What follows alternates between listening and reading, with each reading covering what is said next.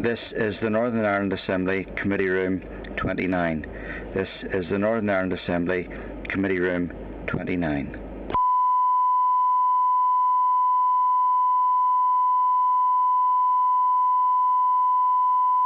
This is the Northern Ireland Assembly Committee Room 29.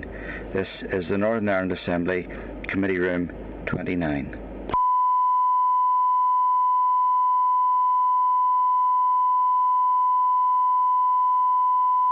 This is the Northern Ireland Assembly Committee Room 29. This is the Northern Ireland Assembly Committee Room 29.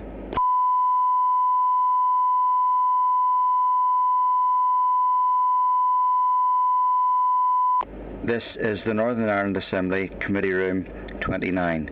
This is the Northern Ireland Assembly Committee Room 29.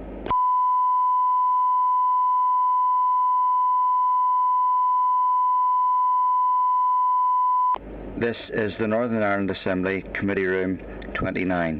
This is the Northern Ireland Assembly Committee Room 29.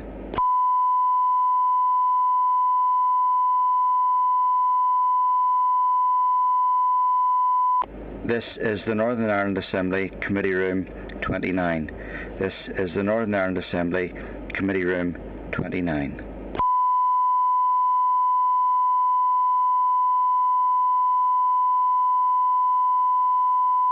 This is the Northern Ireland Assembly Committee Room 29.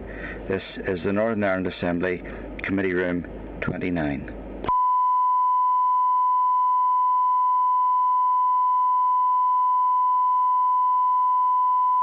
This is the Northern Ireland Assembly Committee Room 29.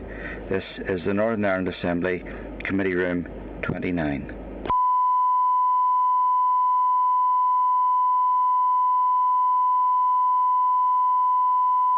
This is the Northern Ireland Assembly Committee Room 29. This is the Northern Ireland Assembly Committee Room 29.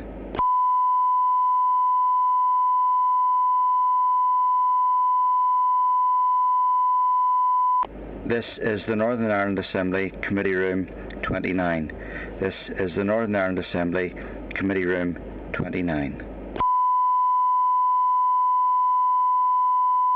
This is the Northern Ireland Assembly Committee Room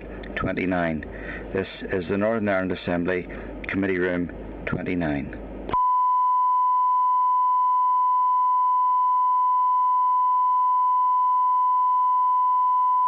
This is the Northern Ireland Assembly Committee Room 29. This is the Northern Ireland Assembly Committee Room 29. This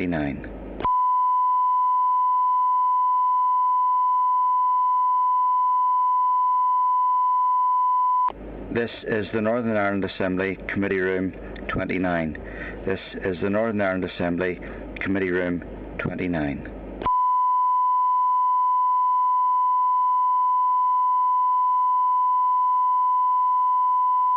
This is the Northern Ireland Assembly Committee Room 29. This is the Northern Ireland Assembly Committee Room 29. This is the Northern Ireland Assembly Committee Room 29. This is the Northern Ireland Assembly Committee Room 29.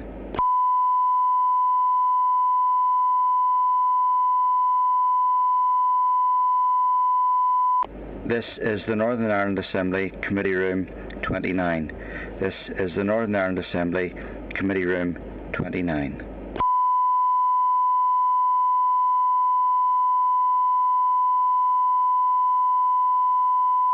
This is the Northern Ireland Assembly Committee Room 29. This is the Northern Ireland Assembly Committee Room 29.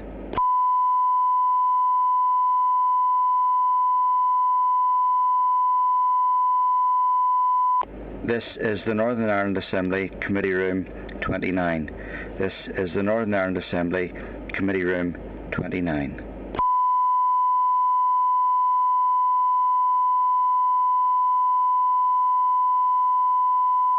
This is the Northern Ireland Assembly Committee Room 29.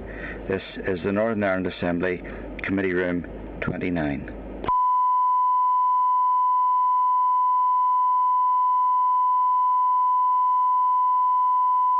This is the Northern Ireland Assembly Committee Room 29. This is the Northern Ireland Assembly Committee Room 29.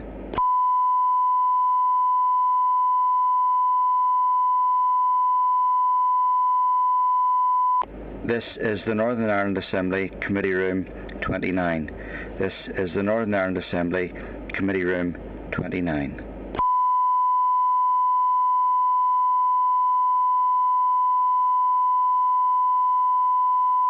This is the Northern Ireland Assembly Committee Room 29. This is the Northern Ireland Assembly Committee Room 29.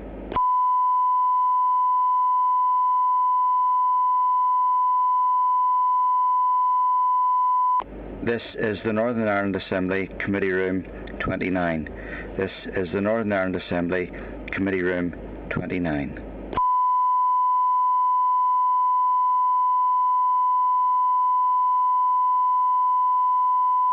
This is the Northern Ireland Assembly Committee Room 29. This is the Northern Ireland Assembly Committee Room 29.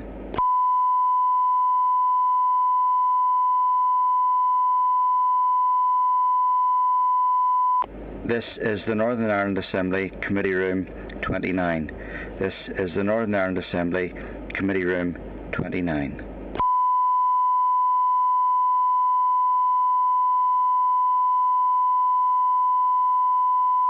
This is the Northern Ireland Assembly Committee Room 29. This is the Northern Ireland Assembly Committee Room 29.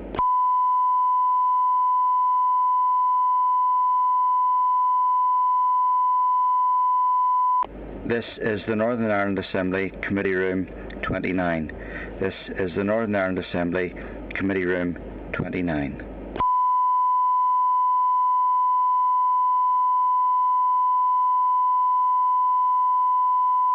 This is the Northern Ireland Assembly Committee Room 29. This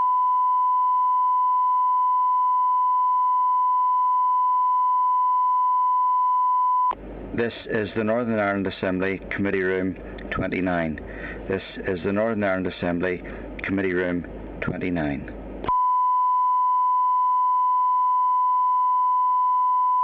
This is the Northern Ireland Assembly Committee Room 29. This is the Northern Ireland Assembly Committee Room 29.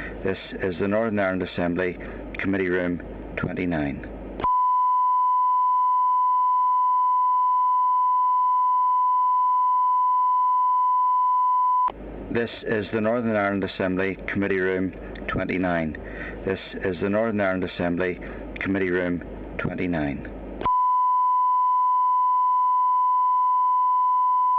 This is the Northern Ireland Assembly Committee Room 29. This is the Northern Ireland Assembly Committee Room 29. This is the Northern Ireland Assembly Committee Room 29.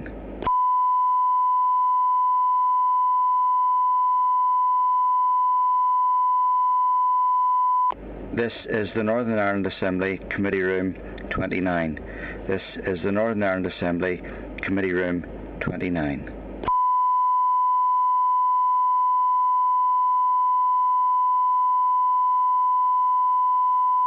This is the Northern Ireland Assembly Committee Room 29. This is the Northern Ireland Assembly Committee Room 29.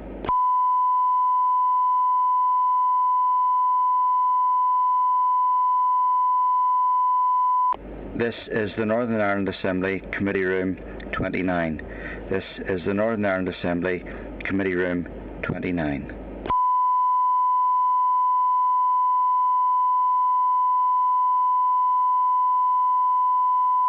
This is the Northern Ireland Assembly Committee Room 29. This is the Northern Ireland Assembly Committee Room 29.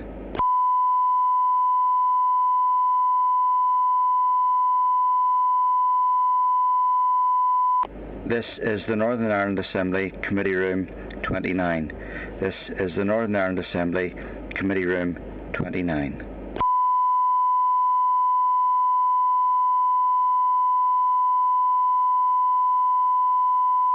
This is the Northern Ireland Assembly Committee Room 29. This is the Northern Ireland Assembly Committee Room 29.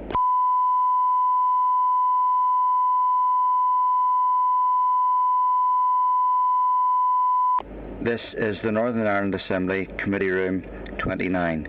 This is the Northern Ireland Assembly Committee Room 29.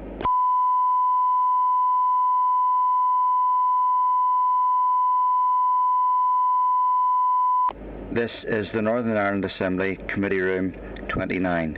This is the Northern Ireland Assembly Committee Room 29.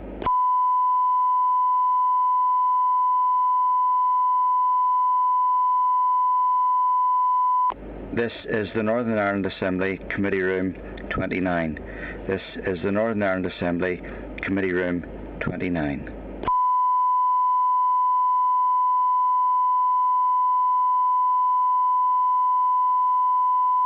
This is the Northern Ireland Assembly Committee Room 29.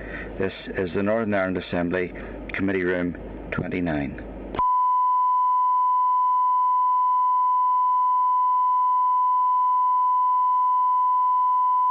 This is the Northern Ireland Assembly Committee Room 29. This is the Northern Ireland Assembly Committee Room 29.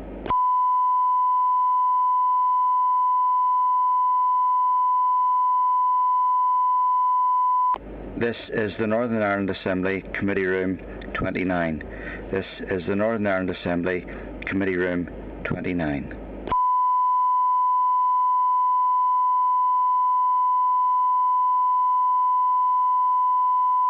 This is the Northern Ireland Assembly Committee Room 29. This is the Northern Ireland Assembly Committee Room 29.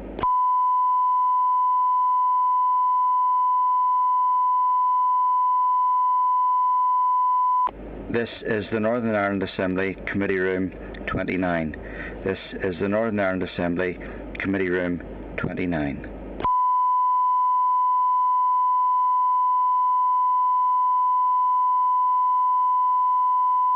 This is the Northern Ireland Assembly Committee Room 29. This is the Northern Ireland Assembly Committee Room 29.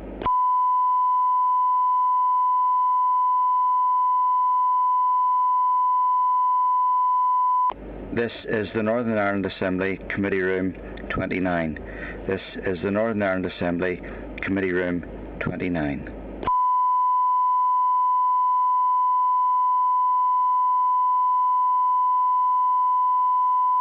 This is the Northern Ireland Assembly Committee Room 29.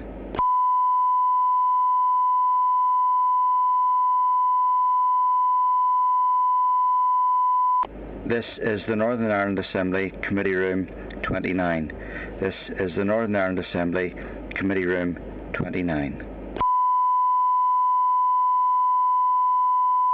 This is the Northern Ireland Assembly Committee Room 29. This is the Northern Ireland Assembly Committee Room 29. This is the Northern Ireland Assembly Committee Room 29.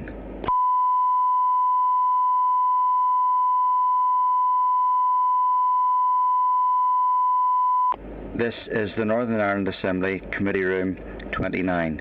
This is the Northern Ireland Assembly Committee Room 29.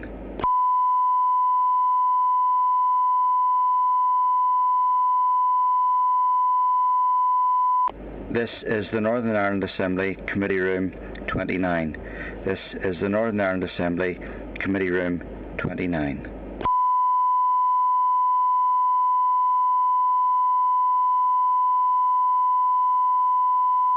This is the Northern Ireland Assembly Committee Room 29. This is the Northern Ireland Assembly Committee Room 29.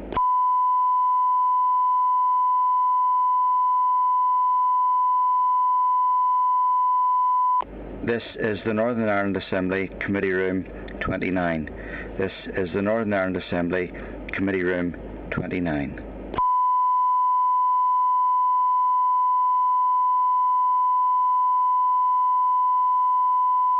This is the Northern Ireland Assembly Committee Room 29. This is the Northern Ireland Assembly Committee Room 29.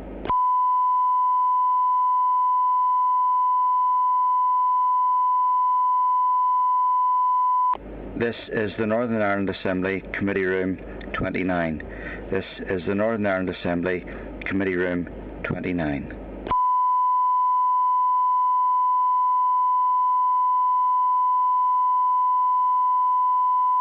This is the Northern Ireland Assembly Committee Room 29. This is the Northern Ireland Assembly Committee Room 29.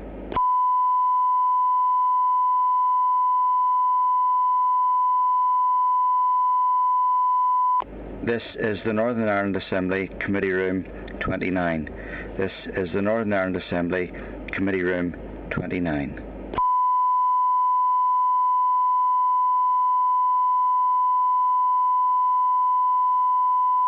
This is the Northern Ireland Assembly Committee Room 29.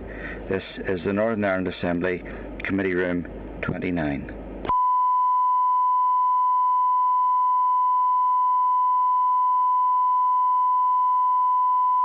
This is the Northern Ireland Assembly Committee Room 29. This is the Northern Ireland Assembly Committee Room 29.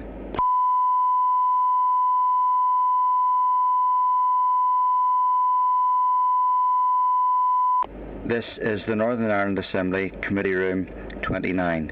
This is the Northern Ireland Assembly Committee Room 29.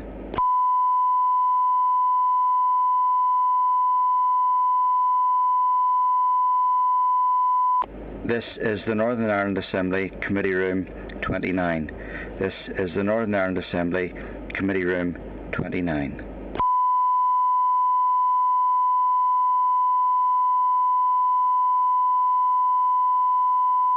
This is the Northern Ireland Assembly Committee Room 29. This is the Northern Ireland Assembly Committee Room 29.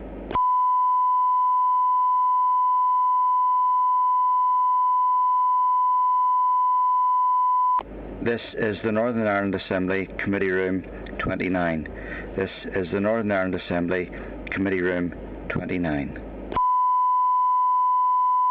Okay, I'll declare the meeting open. In the room with me today, I have Robin Newton and Andy Allen, and on Starleaf we have Alex Easton, the Vice Chair Kelly Armstrong, Sinead Innes, and our new member who is very, very welcome, Karen Mullen. Good to see you. You're very welcome to the committee, Karen. Thank you, Chair. Looking forward to it. Good, good. So then we'll move on to agenda item 1, which is apologies. Sinead, have you an apology for Fra? Yes, Chair, apologies for Fra. Thank you. Move on then to agenda item 2. As I've just said there, a very warm welcome to Karen to the committee, who's replaced Carol as a member. Can I then just put on the record the committee's appreciation to Carol, both as a member of this committee and as a minister, and she will be missed from the committee and has been missed from the committee, but I'm sure Karen will take up that mantle as well and relieve Sinead, because Sinead has had a lot of pressure put on her, so she has for the last few weeks, so it's good that she's able to share that pressure with Karen as well, so that's good. You're very welcome.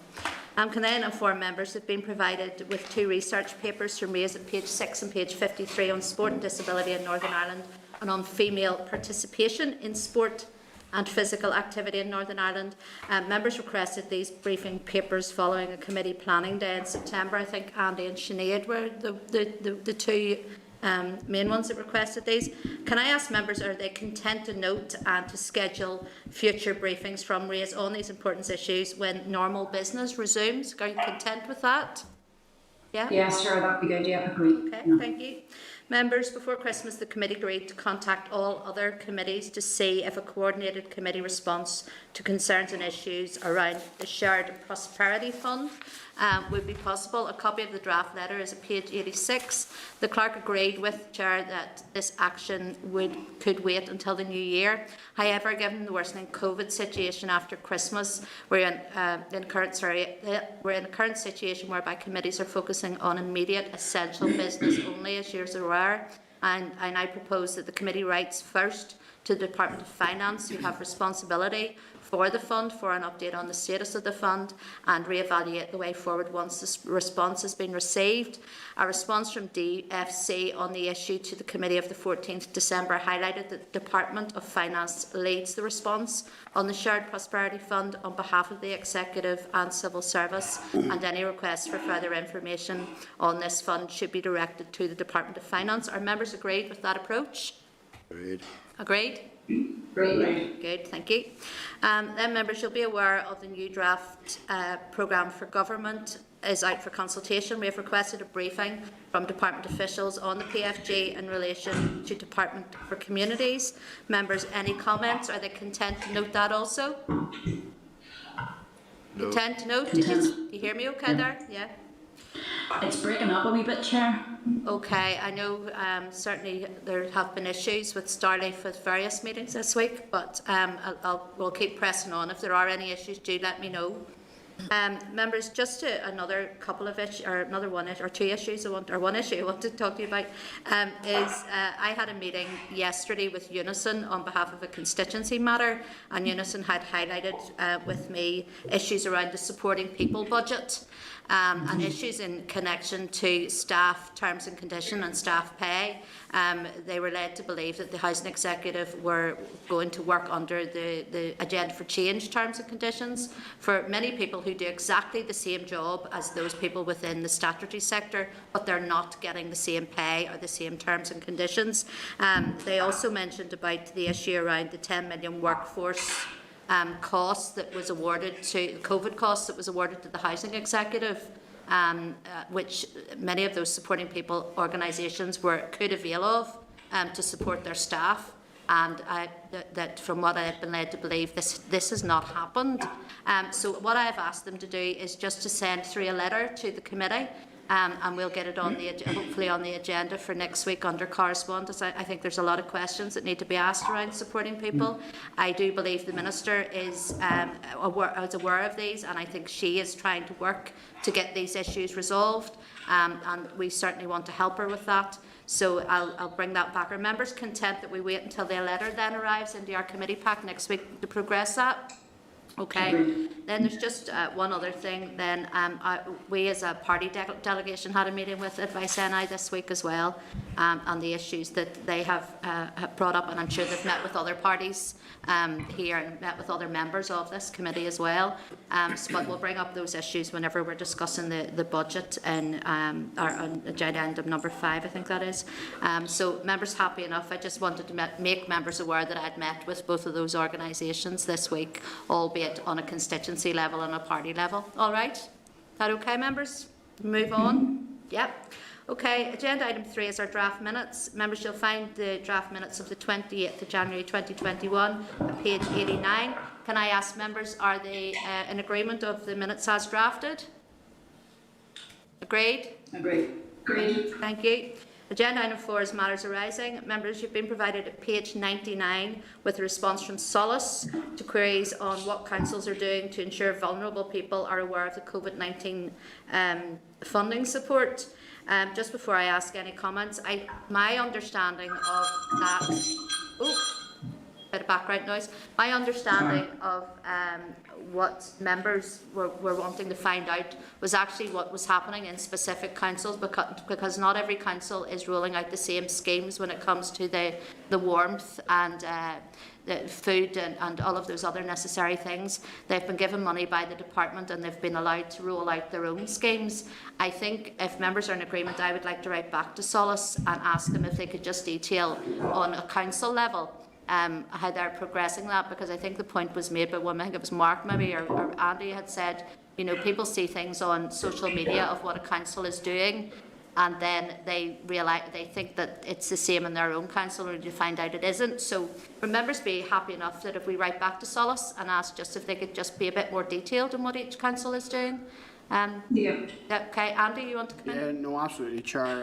And again, I think one of the points that we made was about getting more detail on some of those programmes, the Warm, Well and Connected, for example, and I think the Advice NI heating grant, just so that we as members of the committee and we can disseminate that down amongst our offices, etc., to make sure that those who can avail of this are able to do so, because not everybody's on social media, for example, and that's where I see most of the information being available. Okay. No, we can ask for that. Are members in agreement with that then? Can we move on? Agreed. Agreed? Okay. Agreed. Members, then, you've been provided at page 101 with a ministerial response to queries on community transport. The Minister states that she would be happy to meet with Minister Mallon and other executive colleagues to discuss the issues facing the community transport sector. Can I ask members, are they content to note or any comments? Content to note? Good, okay. Then we'll move on then to page 102, where there's a departmental response to queries on the Concordat agreement with the voluntary and community sector. The Minister has committed to renew the relationship with the sector, and it is anticipated that the Concordat will be revisited and refreshed in line with the ambition of the new programme for government and as part of a strategic recovery and renewal agenda for the sector. Can I ask then again, members, any comments? Are they content to note? Kelly? Kelly? Yes, thank you, Chair. I'm a wee bit concerned about that response. The Concordat agreement is a significant agreement with the community and voluntary sector. For instance, it includes criteria such as no volunteer can be compelled to replace an employee, and it's quite detailed. The sector have been having meetings with the department. It would be useful to get a readout and an update of that. I think at this stage that as a scrutiny committee that we should be keeping an eye on that, because it's just I'm very aware of the very good work that our community and voluntary sector do, and we want to ensure that the commitments that are contained within the Concordat are as good for the community and voluntary sector as they would be for government. So it would be useful to get an update. I don't know whether if the department don't want to do that, even if we at some stage had a briefing, maybe in safer times, from the community and voluntary sector stakeholder partners that are taking part in that debate on the discussions on the Concordat. We could ask, Kelly, if you want, we could ask them to give us a written briefing firstly, and then take a look at that and move forward. Would they be happy with that? Yes, much safer at this time, Chair. Thank you. Okay. All right. Members agree with that? Yes? The way forward on that one? Yep. Okay. Then can I ask members then to turn to page 103 of their meeting packs, where there's a departmental response to queries on sports organisations that have lost income during the COVID period, with regard to providing support to losses relating to hospitality. The application form for the fund provided for clubs to include information relating to income and expenditure from their social club bars and food provision. However, a separately constituted social club would not be eligible in its own right to this scheme. Members, that this is something that has been rumbling on now for a number of weeks, and I know that and I advised members last week, and some members were on the APG on sports, that Sport NI had said that there will be clubs that will be entitled to that source of funding, and they're happy with that, but we know that there will be excluded. Can I just ask then, I don't know if we've done it or not, but just to revisit the idea of writing to the Finance Minister, just to ask him that those clubs that are excluded from the sports, from the sports sustainability funding, that are picked up by the Department of Finance. So can we get agreement that we write to the Finance Minister? Andy? Yeah, sure. Absolutely, and I think if I recall in a question asked by my colleague John Stewart in relation to this, the Finance Minister indicated that he was perhaps aware that this fund was undersubscribed. If possible, I know it might be early days, but if we can get some more information regarding that, because I know we as a committee have heard the scale of the impact across the sports sector, and I'd be certainly surprised if it was undersubscribed given the impact right across the sports sector, but it'd be good to get a detailed information in respect to that. Yeah, and that fund, that has now closed, Yep. Hasn't it? So therefore 20th. the department should have that information available now. So yeah, we can also ask that as well for some written briefing on that also. Okay, members agreed. Happy enough then that we move on to our next agenda item, yes? Okay. We're going to move on then to agenda item 5, which is a departmental briefing on the budget 2021-22. Members, you'll find this at page 106 of your meeting pack, and can I welcome to the meeting Gavin Patrick and Cherrie Arnold. I know they were here with us last week, and members did get an opportunity to ask some questions, but we maybe want to just ask a few more. I had finished last week with Andy, and Alex still had to ask questions. I'm going to go to Alex first, and then I'm going to come back to Andy and see if he has anything further. Any other members, can they please just indicate if they want to ask any further questions? So, I've lost my screen here a moment. There, we're back. Alex, then can I ask you then if you have any questions? Can you hear me? Yeah, can indeed, Alex. Okay, I'm all excited. This is the first time I've used this. Thank you. First of all, I'm concerned about the budget. Obviously, there's a shortfall in the budget, and I'm wondering how that's going to impact on community groups who rely on the likes of sport neighbourhood renewal and areas at risk.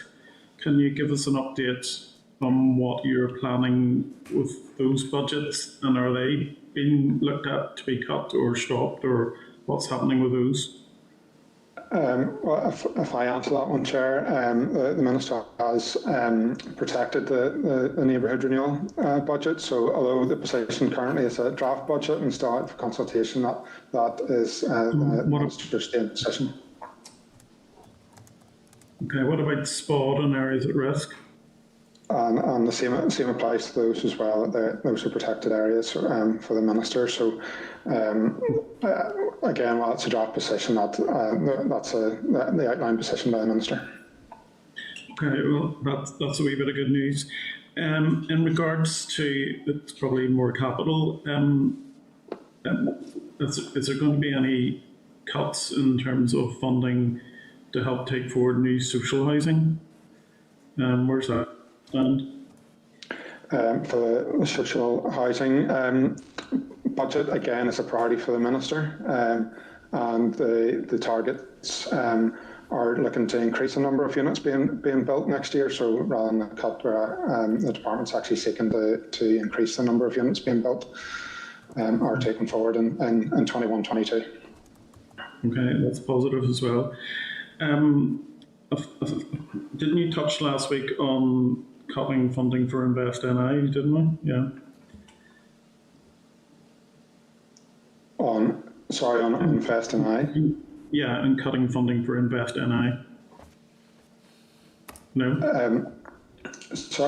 We don't, that's the Department for Economy, so we don't fund Invest NI. Right, you don't at all? Right, okay. Okay. Not directly. It'd be an NDPB of the Department for Economy. There may be some funding streams that may flow through, such as, but we're not the main funder for Invest NI. You're not the main one? Okay. What I was going to say, what meetings has the Minister had with the Finance Minister to try and address the shortfall that's been forecast? There's been a number of interactions right from the start of the budget gathering exercise back in September, and there's been a number of bilaterals both in the autumn time and also since Christmas. There's been at least two budget bilaterals where the department's position has been outlined. The Finance Minister, especially those points that are raised in the EKIA. Around that have the potential impact as set out in there on the welfare staffing, the labour market interventions and the advice sector funding. Okay. Is there any indications from the Finance Department that will be extra money found for the budget, or? Well, yeah. as I say, it's a draft budget, so it's out for consultation. So I suppose all input is being received by Department for Finance. And then the executive will make further decisions on once a consultation period closes. Okay, that's me for the moment. Thank you. Thank you, Alex. Can I just ask supplementary on Alex about the budget for housing? That budget for housing, does it include the supporting people budget, or is it a separate budget? It's a separate budget, so the social housing is the capital budget, and the supporting people would be. It's the resource budget. Okay, and where is the supporting people budget then? What's has it had any increase? Well, again, supporting people has been a protected area in the past few years, and the Minister's holding the same position on that again. So, although no final decisions have been made, it has been protected. Yeah, albeit it's been protected, but it hasn't received any real-time increase in I don't know how many years. So protected is, it's still not good enough. When we know that the service they provide. We did make further bids for that in this exercise, but those bids weren't met in the draft budget.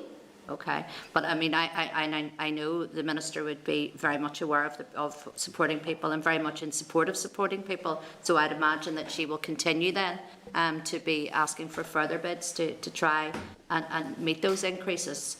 within supporting people. I would imagine she was had conversations around that as well. Again, with all of our bids and those bilateral meetings with the Finance Minister, all of our bids were discussed. Obviously, there's a prioritisation, and when we look at the EQIA, those were the immediate ones that were highlighted, as I previously mentioned. But all bids are being put forward by the Minister and have been and pushed on highlighting the issues in the different sectors. Okay, thank you. I'm going to then, I've got Andy, then Sinead, then Robin, then Kelly. So Andy. Thanks, Chair. Thanks, Gavin. A couple of questions, Gavin, and I'll go through these in order. Coming back to the universal credit issue that was raised by committee colleagues last week, and you'd highlighted, I think it was in around a requirement of 900 to 1,200 staff. What sort of figures on that? Obviously, this would cause a great deal of concern, given that universal credit is now going to be moving forward and previously is the main social security benefit, replacing all the legacy benefits, and it's a major concern if we're going to see any increase in the waiting time for people to be paid. I've huge difficulty with the 5-week wait, even at that. I know the department in previous questions that I've asked has highlighted that they're processing claims much faster, but this causes me real concern, as do other areas. Good morning, Andy. I'll take that one. In terms of universal credit, we submitted a bid for 900 staff. The total for bid was 31.7 million. At this point in time, we would need around about 1,200 staff to deliver our current universal credit caseload. The bid that we submitted, obviously it would be a challenge for the department at this time to bring in 900 staff, to train them, recruit them, accommodate them and equip them with IT, especially too as we have ongoing social distancing measures in place. So we bid to Department of Finance for the 900 as part of the budget exercise. Again, as you're aware, that bid has not been met. However, we did caveat that at the time with the fact that we would go back in year if we required additional staffing, and we would also too to seek to deliver efficiencies within the service as we delivered it. So you are correct, it will be really challenging for us. It's really disappointing that our bid hasn't been met. And as Gavin mentioned earlier, Minister continues to engage Finance Minister. We continue to engage our Department of Finance colleagues. And obviously this is subject at the minute to public consultation. So we'll obviously see the outcomes of that, but we would be hopeful that we would get an allocation, that we do not see an impact on our benefit delivery side of the business. Absolutely, and should we be in a situation whereby there is no allocation for additional staff? What other contingencies are there? What's the department exploring in that respect? Well, at the minute, and in terms of what we're doing, we're looking right across the department at vacancies and potentially how we could, deliver efficiencies, both across our programmes, across the department, across our ILBs. However, anything we deliver will not be sufficient to meet the requirement that we have. So it will mean that in the absence of funding, that our payment timeframes could be impacted. I know last week I mentioned that 5-week could slip out to 6 or 7 weeks. We could also see performance in terms of that we're currently delivering around about 96% of payments on time within that 5-week window. We could see that slip to around 80-85%. We will have to continue delivering a contingency service, but there will be significant impacts in the absence of funding. Okay, and has there been any scenarios run in relation to the amount of staff? So you're saying 900, if there was funding found for 400 staff, obviously that, has there been any contingencies as to the impact run? We've looked at that in terms of what we could do, but largely it would be still delivering a contingency service. As I mentioned, at the minute we would need around about 1,200, and as we see furlough end, we're likely to see further job losses and further increases in our caseload. Like in a period of 10 months, we've seen our universal credit caseload increase 126%. So there is significant concerns in terms of our ability to manage and deliver a service without additional funding.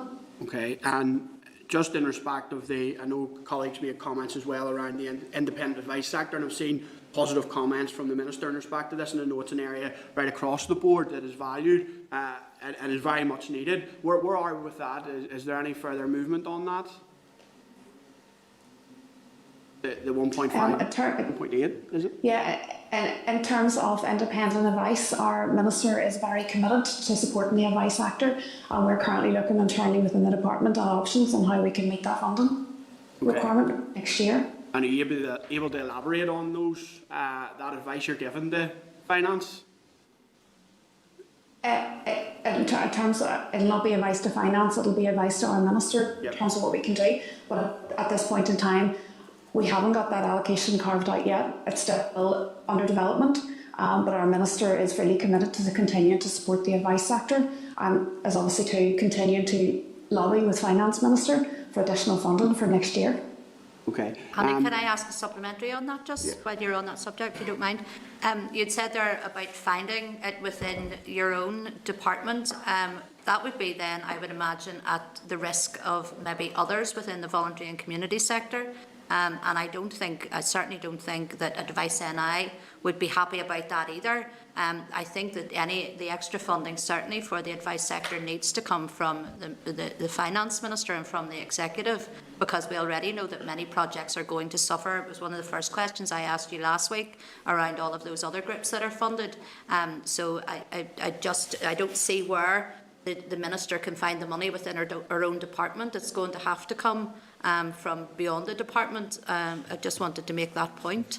Can I just, before I bring Andy back in, or if Cherrie wants to come back in, Gavin has dropped out of our spotlight, so can I ask that Gavin Patrick be brought back into the spotlight again?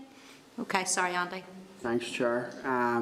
I've lost my train of thought now. Sorry, apologies. You're okay. Can we jump to resource bids in respect of the regional and sub-regional? Where does that leave those two programmes, the 0.7 million that has been unallocated? Will they be able to be progressed without that resource? If I pick that one up, Andy, obviously again, those are priorities for the Minister and the Executive under NDNA. So similar to the discussion that's just been had there on the advice sector, we're looking at options within the department and able to take those areas forward. But as it is still a draft budget, so we are still pursuing funding for those centrally from the Department of Finance. Okay. But if that's not met, I would imagine, unless it's able to be met again within the department, and there's a huge pressure on the department right across the board, I'm sure people will be able to point to various different areas they have concern with. Where does that leave those programmes? Well, obviously, as our overall budget, we are going to have to put proposals to the Minister of prioritisation of the budget. So those programmes, as I say, are a priority for both the Minister and the Executive as a whole. So that will be reflected in the prioritisation of our proposals to the Minister. Okay, and I know it's not contained within the draft budget as drafted, but there is some speculation around, given obviously casement, there's an uplift being forecast for casement, given costs increasing and so forth, so on. Has there been any consideration around sub-regional, where we are with that? Because obviously, if the picture's true for casement, being the costs increasing, I would imagine that being the same for sub-regional stadia. Where are we with that? Or are we suddenly going to get blindsided with a huge increase as well? Well, I'm aware that work's ongoing on the sub-regional and there's consultation ongoing. So, and the work is aiming to ensure the programme reflects the needs of local football. So, once that full analysis is done, then that detail and proposals will be brought to the Minister. And if there's any changes in funding requirements, then that would be brought further to the Executive. But at this stage, it's it's research and consultation being carried out, so there's no clear indication of the funding requirements at this point. Okay. Two final points.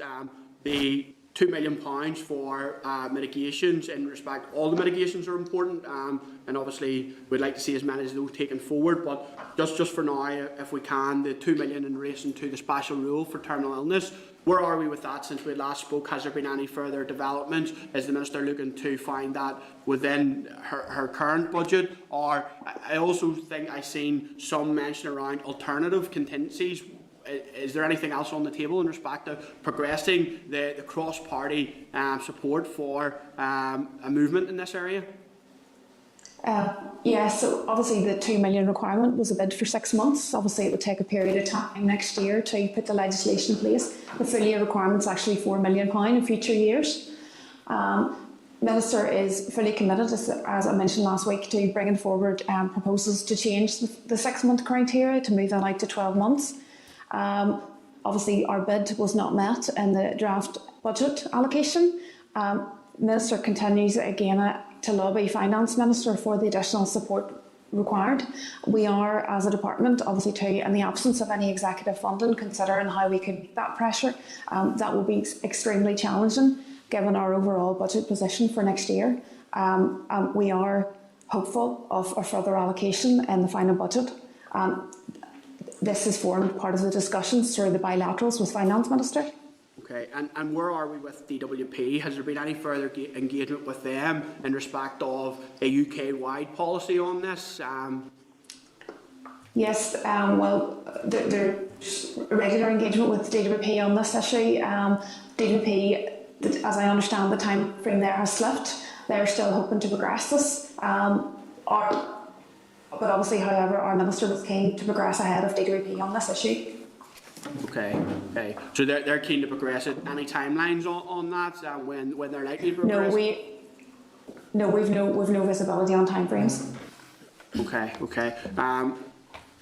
We could probably go on all day, but I will let colleagues come in. Sure, I'll finish on this final point. Housing transformation, obviously flagship announcement from the Minister's predecessor, Carl, in respect of the housing executive. If this allocation of 3.1 million resource is not met, where does that leave that programme? I know you, in your briefing note here, you'd said it would obviously put it under significant pressure in terms of delay. How much of that could be taken forward in absence of the 3.1 million allocation? And if I take that one, it's similar answers to the previous ones on this, and that we need to look across our budget and prioritise accordingly. Clearly, as has been a minister announcement on this a priority, but will need to be set against the other competing priorities within the department. And that work is ongoing. And again, it is a draft budget, and we still do pursue additional funding for this from DOF and the executive as part of the final outcome of the budget. Okay, and just finally, number of times you mentioned about looking at considerations around meeting the cost within the context of DFC's budget. Can you just lay out the total amount of unallocated resource that was bid for that has not been allocated? What are we looking at? Sorry, go ahead, Cherrie. Yes, go ahead. Sorry. In terms of our resource bids for the 21-22 financial year, they totaled £318 million, and of them only 42.8 million was met for existing mitigations. Sorry, I didn't catch that there. So how much was unmet in total across the resource budget? Around about 280 million. Okay. So significant pressures. I'll leave it there, Chair. Okay, thanks, Andy. It's just to remind members also that the Minister is in next week for a 9 a.m. slot to discuss the sub-regional stadia programme. So it's just to remind members of that also. Okay, then I have then Sinead, Robin and then Kelly. So Sinead. Our briefing on regional and sub-regional next week. I just don't think it's appropriate for us to be speculating about a project that has no final business case yet, and linking it to other projects is not the way to go, in my opinion. But listen, I'm not going to rehash my comments from last week in terms of why we're in the situation and the problems with the budget, but I do want to put on record and recognise the Minister's efforts in terms of advice, and that is entirely welcome. The mechanics of that, as you alluded to, Chair, will have to be worked out, but I'm sure we'll hear more about that in the next few weeks. Chair, really I just wanted to reiterate my proposal from last week. I made a proposal at the end of our budget briefing last week, and I know other members want to make comment, but I'd just like to remind you of that, and just to say that that proposal still stands, and if we could maybe action that just whenever everyone's had a chance to make their comments. Do you want to just remind us, Sinead, what the proposal was for everybody? Yeah, it was because I know the Minister has written, obviously we've spoke about it numerous times last week and this week to the Finance Minister in terms of the precarious position that we are with the budget, and my proposal was that this committee support her in that, and we equally write to the Department for Finance just to echo it and supporting her calls for additional funding for this draft budget. Yeah, absolutely. I would be in 100% agreement with that, so would, and I'm sure all members are. If any members aren't in agreement, they can certainly let us know. But yeah, no, thank you, Sinead. Have you any further questions you want to ask, or just wanted to get that point No, out? I just wanted to say, just put that back on the car. Thanks, Chair. Thank you, Sinead. I'm going to move to Robin. Thank you, Chair, and welcome the members to the committee this morning. Thank you. Can I just two simple questions, and Andy has taken up one of my questions around the NIHE, so we'll not go there. In terms of the housing for all, Fresh Start shared social housing, it has a budget which in 2022-23 dips, then increases, and then increases more significantly. Can I ask you, why, sorry, the budget dips and increases, but the housing for all remains static across the budget period. Why is that? Well, Fresh Start funding, specific funding that is coming in from the executive. So obviously, if we get that specific funding that is allocated, I didn't quite catch because the connection which years you were referring to, but okay, sorry. Looking Under the budget line, housing - new build, 2021-22 figure dips in 2022-23, then increases at 20, and then increases. Okay, sorry. But the Fresh Start budget remains static. Yeah. So there's two different elements in there. So the Fresh Start funding is specific funding coming in from executive, and then we have our own the proposed capital bids that we have put in. The reason for the fluctuation in the budget is the profiling of the build and the timing of those going through. So even though the budget is fluctuating, the target build of units is planned to increase over those years. So it's really a timing issue of spend, but it doesn't impact the number of units being built. In fact, like I say, we're looking to increase the number of units each year. Yeah. And the units will still be built right up to 2024-25 by housing associations. So the housing associations, that's the co-ownership funding. So, part of that 163, the new build line is the social housing development programme. So it's within that funding stream. So the target is still building from 1,850 this year to 1,900 next year units, and then increasing each year after that and moving forward.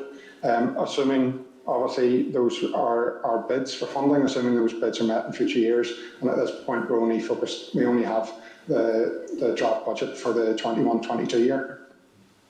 Given the housing need, it's not overly ambitious.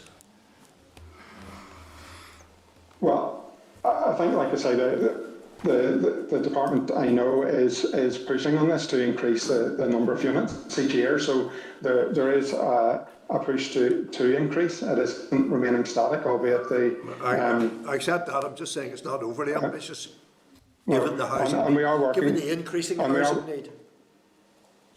Well, like I say, we're working with the housing executive and the housing associations to carry out the new build to push as far as possible to meet that need, and it's recognised. that there is a significant need there. Hence, the funding being prioritised to that, the capital funding being prioritised to that area. Okay, thank you. Can I just raise with you, in the areas of housing, that's 03 other programmes, affordable warmth, boiler replacement areas, one of the big complaints I get is that the housing executive homes that are built by the housing executive are now in a situation where heat retention, energy conservation is a serious problem.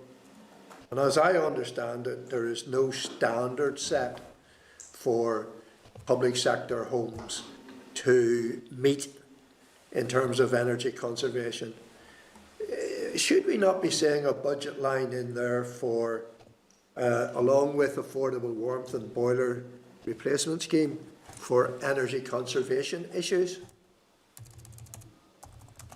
I'm afraid I'll have to refer that to my policy colleagues on that and how that is dealt with within their schemes and the regulations that are held to. I don't have the answer with me at this point, but we could come back to you on that. I'd be grateful, Chair, because I mean, I think basically every week people are looking for replacement doors, people are looking for replacement windows, people are complaining about energy conservation, they're spending on budgets and particularly those on the lower incomes. And I would have thought that as we look to the future of homes, we should be looking to address the issue of energy conservation. I think it's a green issue, Chair, an environmental issue, and it's an economic issue as well. Okay, I mean, I'm happy enough that we also do that as well as a committee. I'm grateful if, Gavin, if you could get that information or pass that information yes, on, I'll rather. back. Yeah. I will do. Yeah. Thank you, Gavin, much appreciated. Okay, thank you. Next I have Kelly. Thank you very much, Chair, and thank you very much, Gavin and Cherrie. I did ask you questions last week. This week it's just tightening down on a few bits and pieces. There's obviously a very substantial and ambitious housing target, and we all support that with the Minister, absolutely. I have a little bit of a concern, and Chair, it might be for the committee to write on this one. I've been asking questions of infrastructure, Department of Infrastructure, because housing targets will be massively affected by the ability for Northern Ireland Water to improve wastewater treatment works to enable those housing targets to be met. I'm just wondering, there doesn't appear to be any caveat within the current draft budget if those housing targets cannot be met because of other outside forces, like for instance what's under the ground, the sewage systems not being or not having capacity or being in place to allow that development to happen. Is there any sort of build-in within your financial thinking on that just isn't within these documents? Well, those considerations I know are made when we're looking at the targets, and we obviously work with colleagues within the DFI as to those. They are a risk. There's risks around all these targets, so I suppose they're taken account of. But and again, as I mentioned earlier, it is a priority to roll out the social housing. So there's a risk around, I suppose, any capital build and potential delays, but we are pushing ahead where we can on increasing our targets, I should say. Okay, no, I'm a bit worried because I have been asking questions, about infrastructure marrying up where there's gaps in wastewater treatment to where there's housing need, and talking to the department about that. I'm just concerned there may be a lot of money that goes back. The other one I just wanted clarification again on housing is the homelessness money. It's on, I think it's, where is it here? It's early on in your figures. It's for us at the top of page 108, at number 3 on your table. There doesn't seem to be any housing allocation money for this year or the coming financial year, but there is in future years for it says homelessness housing first. Is that because there's a COVID money that's separate to that, or you know, why is there no allocation this year or this coming year? Okay.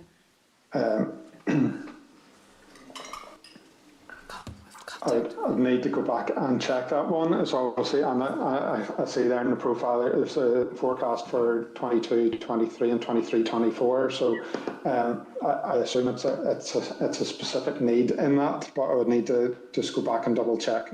Our focus at the moment is obviously in 21, 22 as I say, while we provided that information in 22, 23 onwards, we only have the 1 year capital budget, albeit it's in capital, it's wise to profile ahead as far as possible because it's a long term. I appreciate that. No, absolutely. Just I have a couple more.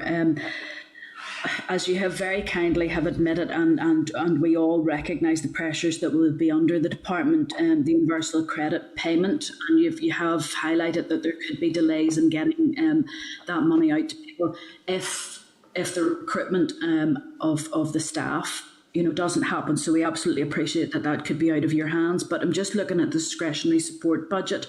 It's flatlined across the projected years. I'm just wondering, as we've seen this year, discretionary budget, you know, has been handed or will be handed back. I'm just wondering, you know, it's just flatline. We're expecting such an increase in the number of people coming forward for universal credit, and we would rather that, well, I know from a constituency basis, rather that people had discretionary support rather than having to go for the advance loans. Is there any bids, do you know of, going forward to uplift that figure for the first couple of years, or the first year anyway, of our draft budget? So you'll see the figure for the loans in the capital table. Obviously, loans are offset with recovery, so our overall capital budget for that is 2.7 million each year. We sustain that loan scheme with recoveries of loans, but in addition to that, we do have our own resource budget for discretionary support. So we have 13.72 million for that, and that will sustain that scheme, obviously for in the next financial year. I'm just wondering if it's flatline, should it not be upweighted, knowing what we know or are expecting for this year coming forward? We haven't upped that flatline budget at the minute. That 13.72 million, that's available for the grants, because in previous years that was actually underspent. So we're actually, our prediction at the minute is that 13.72 million will be fully spent next year, and we obviously will take a consideration then in year whether or not we can top it up internally or whether or not we bid in an in-year monitoring round. But for the budget exercise, the decision was taken to hold it flat. Okay, I'm just checking to see, obviously we haven't seen yet the Minister's plans for welfare reform, or welfare mitigations, sorry. I know that we as a committee have been concerned at the number of, or the underspend on the discretionary, you know, support that's provided. Can I just check with you, the advance loans, is that paid directly by DWP, or is that from within Northern Ireland's block grant? And the same with the contingency fund, is that something that we have separately in Northern Ireland? I'm just wondering where the money comes from on that, because we found that the loans, we'd love them to be looked at, because they are putting, we've heard from different stakeholders that they do cause difficulties for people, putting them in debt, and you know, a discretionary provision, a grant would be much more preferable. So I'm just wondering, are the loans from DWP and contingency or discretionary support from ourselves? Advances are on your AME spend, so that is a treasury spend, and contingency fund then obviously it's Northern Ireland block grant. So we do have a budget for that. Okay, no, thank you very much. I appreciate, I know I asked a lot the last time as well, but not an easy time, not an easy budget. Here's hoping the negotiations go well for the Minister and we get a lot more money. And I absolutely support Sinead's comment earlier that we should be writing to the Finance Minister support our Minister in the endeavours. Thank you. Thank you. Thanks, Kelly. Our computer screen here has gone a bit silly, so I don't know if Karen or Mark want to come in, but somebody's coming down to fix that. So I'm just going to ask Mark first, bring Mark in. Mark, have you any questions? Thank you, Chair, and thanks to Gavin and Cherrie. No, I've asked quite a few last week as well, but just to thank the guys for coming back again to answer more this week. And it's just one, I've been going through this, the papers while they've been chatting there and answering other questions from members. It's on the capital bids and to do with city deals. I don't know if you guys will have the detail on this or not, but I was just wondering in terms of the detail of the money for those bids. I mean, there's £8 million going for the Belfast Region City deal next year are proposed, and £500,000 for Derry and Strabane City deal. Are they attached to specific projects, or is that making up a percentage of the whole package, or what way is that done? So the city deals, those were estimates at the time in September when we provided the data for the information gathering exercise of both the projects being taken forward in both those city deals. Obviously, there's quite a difference between the amounts in there, but the Belfast Region deal is much further ahead than the Derry and Strabane City deal. My understanding, as we're now looking through and looking to profile our draft allocation against those bids, is that the need there will be much less than we originally indicated in 21-22, as the city deals haven't quite progressed, the business cases haven't quite progressed at the speed as we had hoped back in September. So those were high-level estimates at that point in time, and we'll be developing those further as the weeks and year goes ahead. And elsewhere, you said that you expect or anticipate that those will come down, through the course of the year. Is there anywhere else you see that happening under other headlines where money might become available, and what scope is there then to reprofile capital? So so as I say, we provide those estimates at the time, and the bid there 329 million. And our draft allocation is 224 million. So we're now working through a prioritisation exercise, re-looking at all the figure work to ensure that we are updating the estimates that we had done previously, and then seeking to prioritise those to allow the Minister to make a decision on the capital spend in next year. So at this point, we're looking at all the lines. Not having said that, we've already discussed SHDP, and it's a priority for the Minister, and that still remains the same, which is a large bulk of the funding that goes out through the housing. Okay, thanks, Gavin. Okay, thank you, Mark. Karen, I'm going to ask you, I'm not bouncing you because I know you're only brand new into the committee, first time this week. Just because our computer system was down there, just if you have anything you want to add further, are you happy enough that we move on? No, Paul, I did want to come on. Thank you, Chair. Just, I suppose, listen there to the discussion. It further highlights the pressures that we have here in relation to yearly budgets without the ability to carry over. And just, I suppose, following on from particularly Kelly's comments around the water, NA water and waste treatment plants. Here in my own city, I suppose one of the areas where the majority of the social housing that is being built very much depends on a new pump station. And so regardless of the housing funding allocated and the demands that's there that needs to be met, we need to see that close working with the Department of Infrastructure in relation to it, because we can't see that be stopped. So just wanted, I suppose, in terms of Kelly's point, it was well made. I know those discussions are ongoing, but when we need so much social housing, we're working in a tight budget, particularly in areas like my own constituency. I don't want to see any money being handed back or development stopped. Thank you, Gavin and Cherrie, for the update. Thank you, Chair. Okay, thank you, Karen. Okay, any comment on that from Gavin or Cherrie? Are we? Well, I'll feed that back to the team. Like I say, I believe that is a risk that is considered in all developments and planning, but I'll feed back especially the housing team, just to make sure that they're taken into account. Okay, all right, thank you, and thank you, Karen. Any other members want to ask anything before we stop this briefing session? No, that's okay. Look, can I thank both of you for coming back again this week? I really do appreciate it, and for taking all of our questions and answers, and for also advising us that you will go back to your various units within the department to get us some more information. So thank you very much for that. Thank you. Okay. Thank you, Chair. Okay, and then also just to remind members then that Sinead had a proposal on the table, so we're all members in agreement to that proposal as well, that we write to the Finance Minister, certainly in support of our own Minister, for that extra funding that be made available. Yeah, okay. All right, members. Thank you. Okay, members, I'm going to just take a very short stop here while we prepare for our next witness.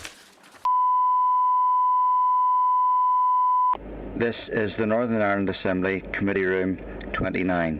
This is the Northern Ireland Assembly Committee Room 29.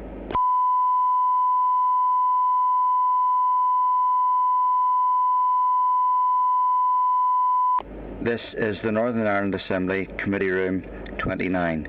This is the Northern Ireland Assembly Committee Room 29.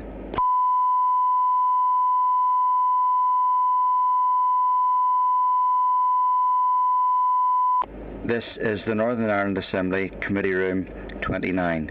This is the Northern Ireland Assembly Committee Room 29.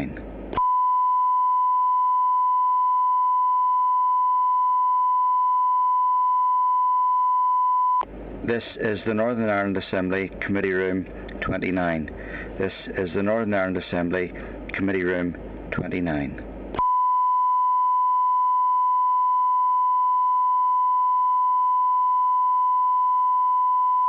This is the Northern Ireland Assembly Committee Room 29.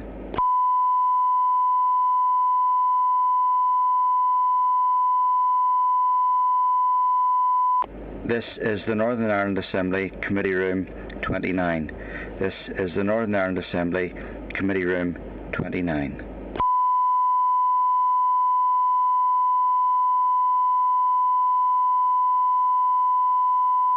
This is the Northern Ireland Assembly Committee Room 29.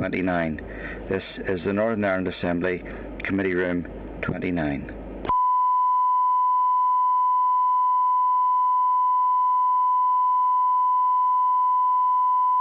This is the Northern Ireland Assembly Committee Room 29. This is the Northern Ireland Assembly Committee Room 29.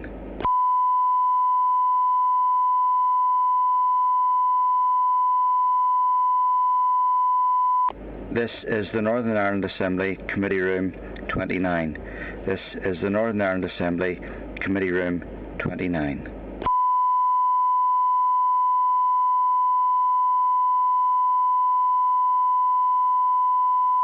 This is the Northern Ireland Assembly Committee Room 29. This is the Northern Ireland Assembly Committee Room 29. This is the Northern Ireland Assembly Committee Room 29. This is the Northern Ireland Assembly Committee Room 29. This is the Northern Ireland Assembly Committee Room 29.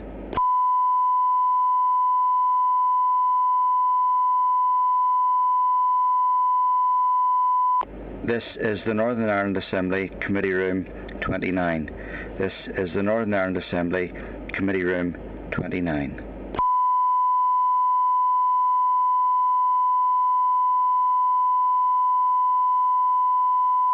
This is the Northern Ireland Assembly Committee Room 29. This is the Northern Ireland Assembly. Okay, members, just before I move on to our next witness session, before moving on to agenda item 6, just to remind members that the committee clerks will bring back a draft response to the Finance Committee on the budget at next week's meeting for our consideration. So members happy enough with that? Okay? All right, members, and then just before we move into our evidence sessions on licensing bill, I just want to take the opportunity just to highlight the information released by NISRA yesterday. I don't know if members had a chance to read over that or heard even, it was on GMU this morning as well, about the figures in Northern Ireland of alcoholic-specific deaths and the increase, and that 2019 was the highest on record with over a third more that was recorded 10 years ago. and also the massive increase in the amount of deaths amongst females that were alcohol related. So it's just to maybe just say to members, if you haven't had a chance to look at that NISRA report, it's maybe worthwhile having a look at that as well, especially as we're considering the licensing bill. So members, I'm going to then just move on to agenda item 6 then, which is a briefing by the Presbyterian and Methodist churches, and they're going to brief us on the licensing and registration of clubs. You'll find that at page 130 of your meeting pack. And can I welcome to the meeting Jardine, the Reverend David Clements and Lindsay Conway. Lindsay, I understand that you're going to make some opening remarks. Yes, Chairman, thank you very much. Okay. First of all, we welcome the opportunity to make this verbal presentation to the committee, and hopefully you find the written submission from the Presbyterian Church helpful and of use to the committee. I will speak and highlight a few areas of the bill, and Karen will follow, and then David will close. First of all, I want to acknowledge the importance of the bill. We are responding not only as a denomination, but also as a service provider. The Presbyterian Council for Social Witness, as some of you will know, manages Carlisle House and Addiction Centre in Belfast, funded by the Belfast Trust and the Northern Trust. And added to that, pastorally, all churches are dealing with the daily issues related to alcohol misuse.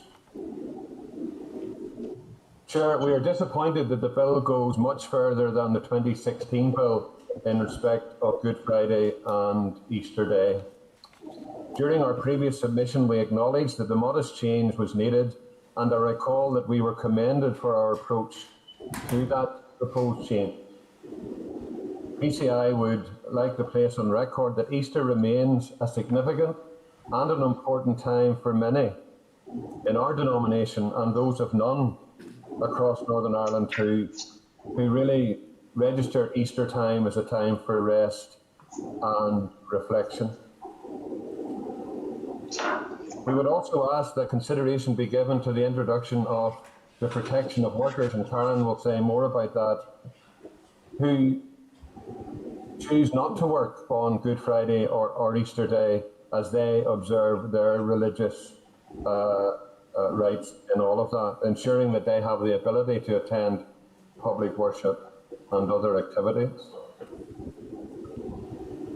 Chair, as you alluded to in your opening remarks, the problem of alcohol misuse just never goes away and sadly increases year on, year out. Traditionally, churches have had few allies in this whole area in the past, very much associated with the anti-drink lobby. Over the years, the situation has greatly changed, and over recent times, with clear concerns coming from the health service with alcohol-related diseases, from the Department of Justice with regards to related crime. And to quote directly from our submission, these effects are well documented in previous public discussions about alcohol licensing. The Church has found common voice with health and social care professionals, many of whom were meeting the strain placed on accident and emergency units and other public services. And with police officers who see at first hand the results of drink driving, domestic violence and other forms of alcohol abuse.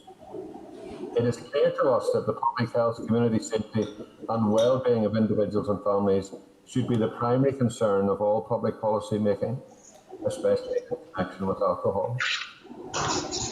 PCI welcomes the various measures set out that are designed to protect children and young people, whilst addressing the excessive consumption of alcohol. Specifically, PCI welcomes the role of the courts in all of that and giving some limits to those opening hours, with importance really acknowledging the places that children can safely drink. Chair, my plea to the committee is to consider seriously all the other issues that we have raised in our written submission. The late opening hours, the drinking up times, the home deliveries, all of those things impact upon this piece of legislation. I recall the last submission that we made paid particular attention to home deliveries and the risk of young people in particular was just taking the delivery at the door without identity being checked. Also the fact that we have a different approach now with regards to family outings and with regards to how children integrate within other facilities, and greater caution should be given to all of that. So that's all I want to highlight in my opening remarks, and now hand over to Karen. Thank you. Good morning. Thank you for the opportunity to speak to the committee today on these issues. I'd like to focus on two aspects. One of them Lindsay has already referred to, and the first is the potential impact of the changes in the licensing regime on staff who work in licensed premises and the duty of care of employers. So initially in relation to the longer hours and the impact that might have on staff safety and well-being, not only at their place of work, but also as they travel home from work and in the early hours of the morning. And it might be that the committee might want to consider some sort of obligation around duty of care from employers in this regard.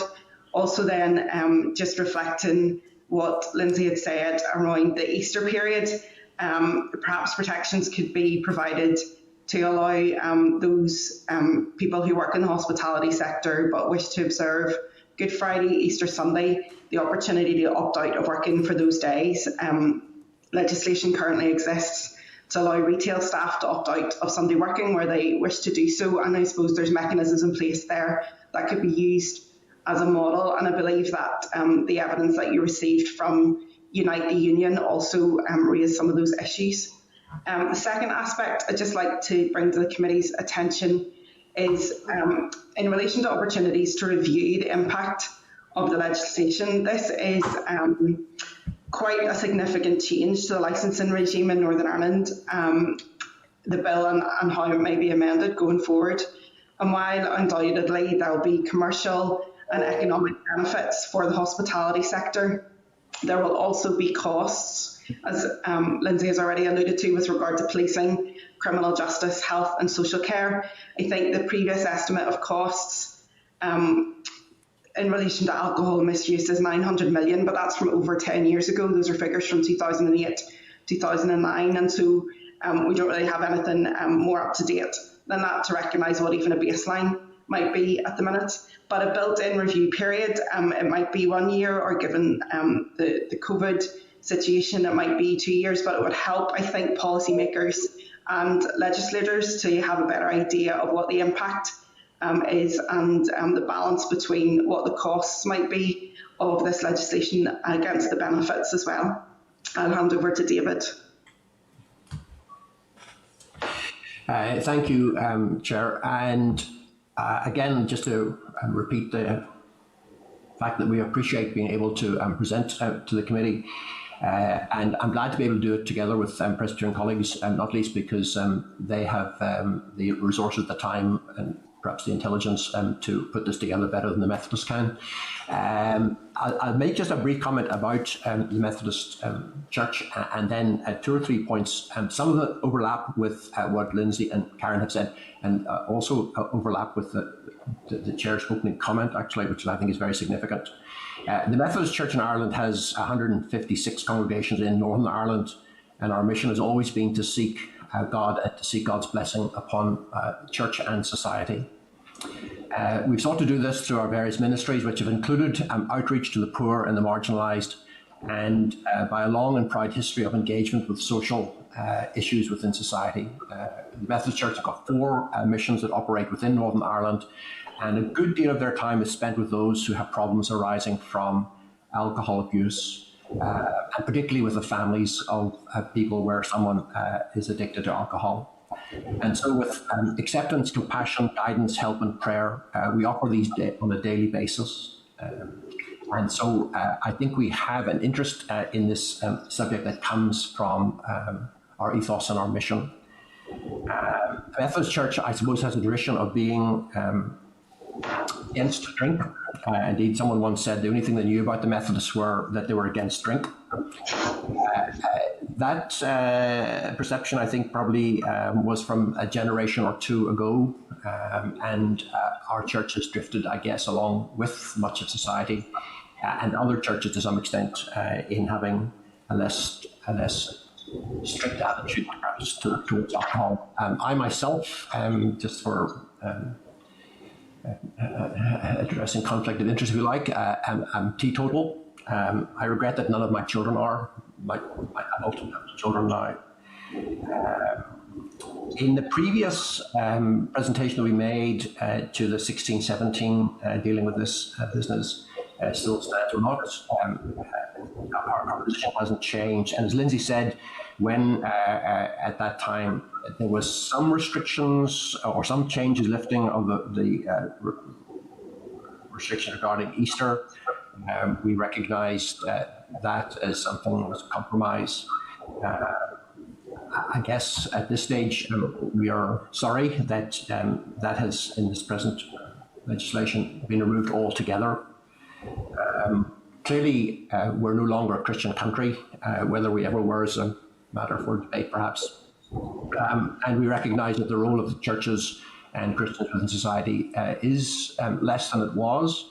And yet, it does seem to be a shame to me that that the most significant Christian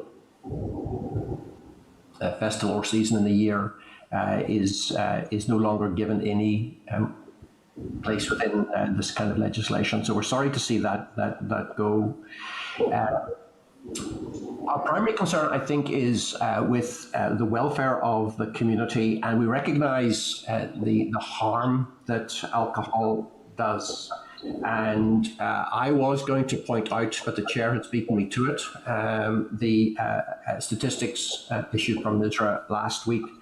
I do think it's well worth the community time to, I'm sure you've read it, but I would commend you to reread the report that was done by, I think it was Dr. Russell, a briefing paper back in September for your committee on alcohol, dealing with some of those harm issues.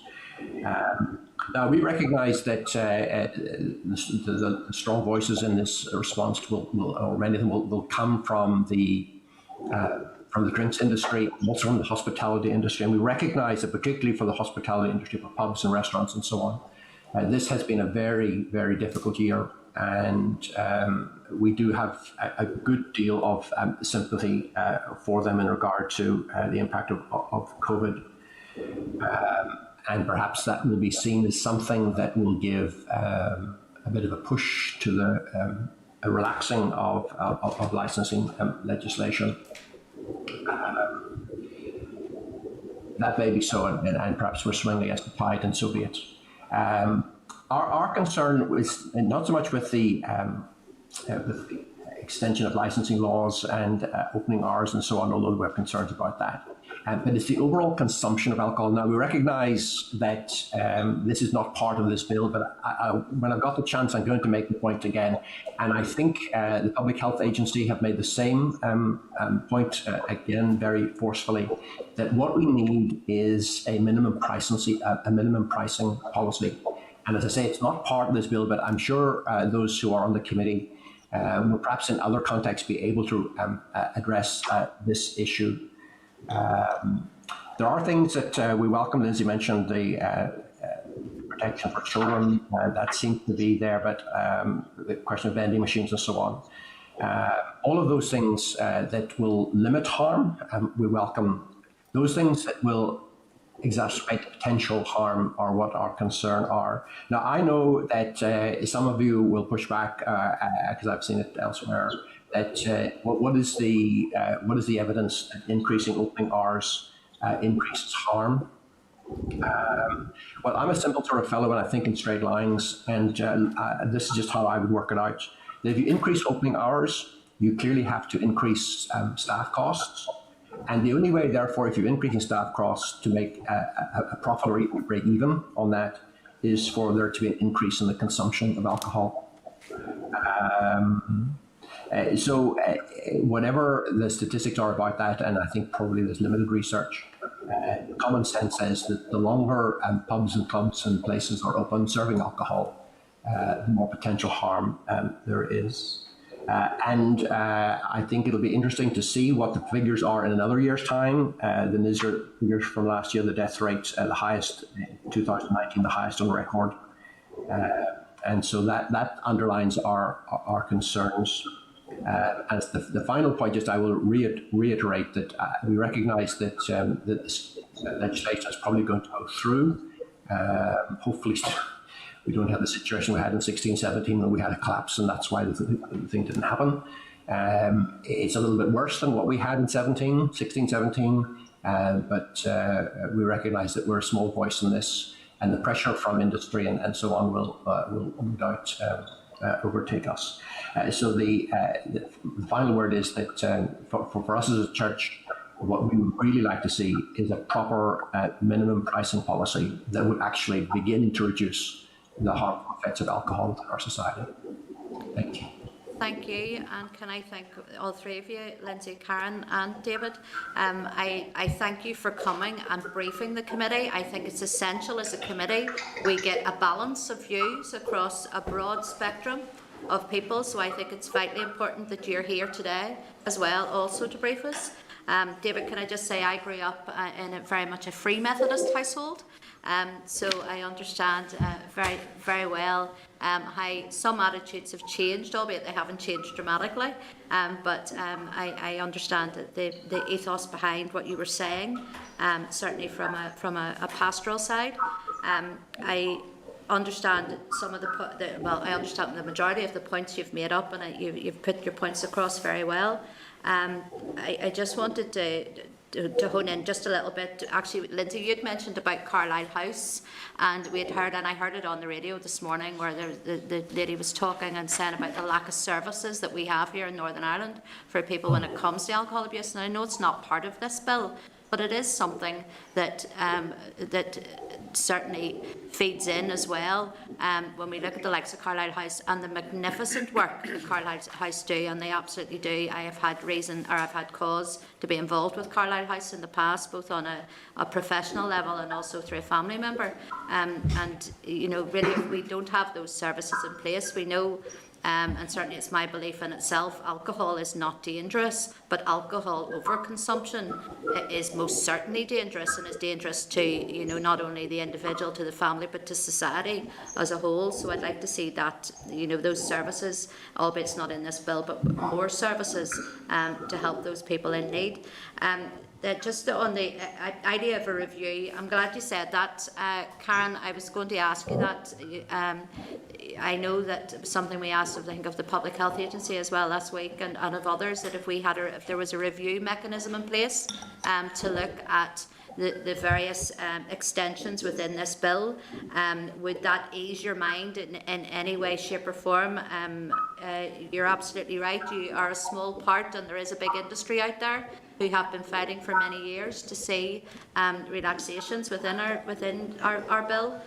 So just to ask on the idea of a review, would it put your mind at rest in any way if we were to try and make sure that was the case? I think that it would be, I suppose it would be helpful. I think because of the changes are so much more extensive than what had originally been planned, or what had originally been proposed in the previous legislation, and I think it wasn't on the face of the bill last time, but certainly in some of the debates around the bill that were had in the Assembly, the matter of review seemed to be there as a sort of implicitly.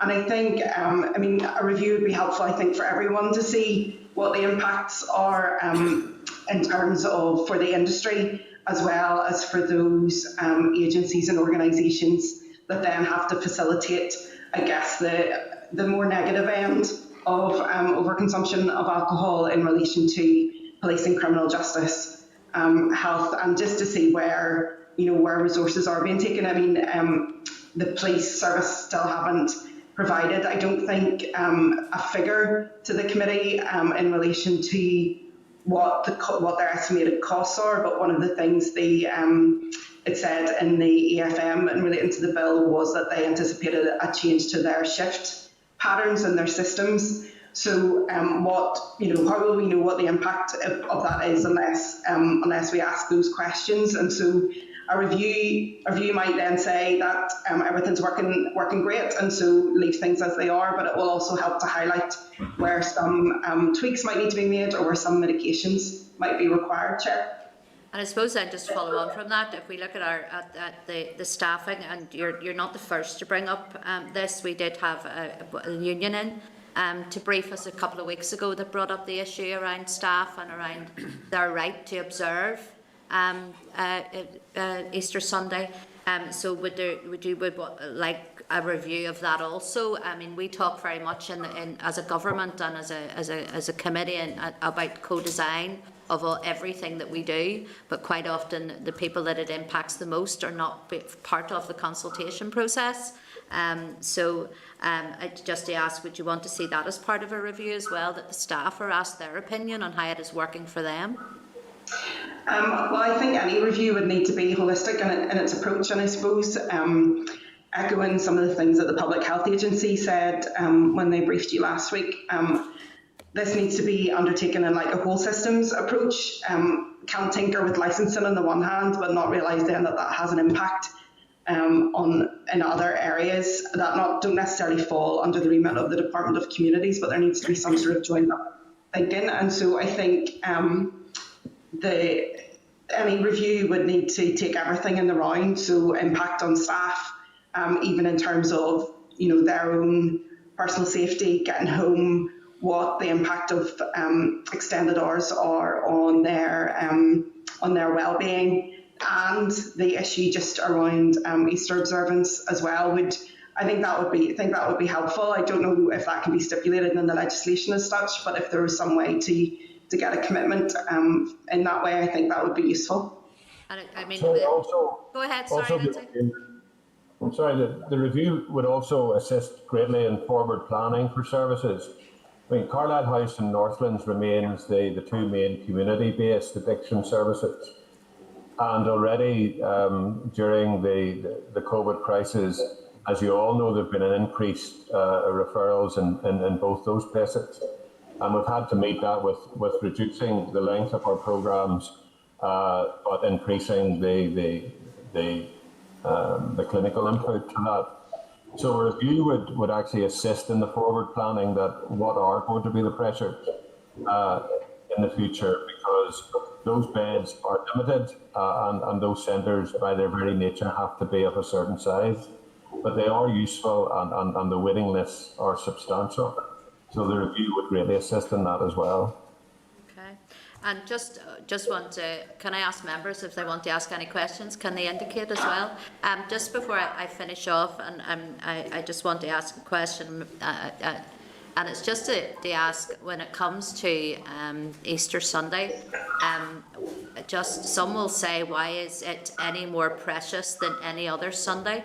That all Sundays are the Lord's Day. Can you just maybe just expand on that as why you feel that is more important than any other Sunday in our calendar?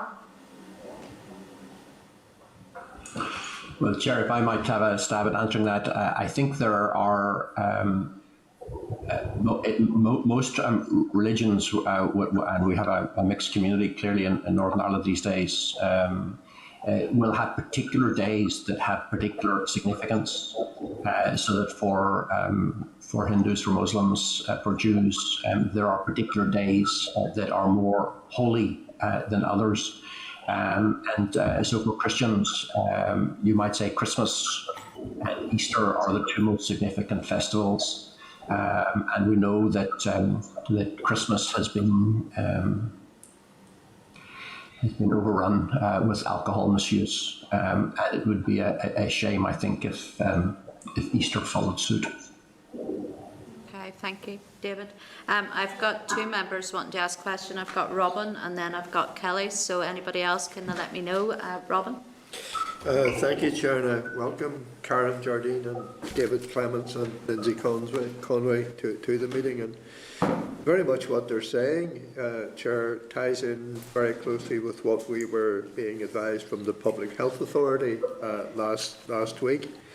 I do recognise Karen in a different role, or did recognise her in a different role, and I welcome her in her new role to CS. You've made the points extremely well, and I've said they've tied in with points made previously.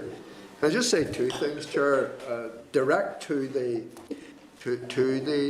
delegation. The budget pressures that you're under in terms of the work you're doing in the alcohol abuse field.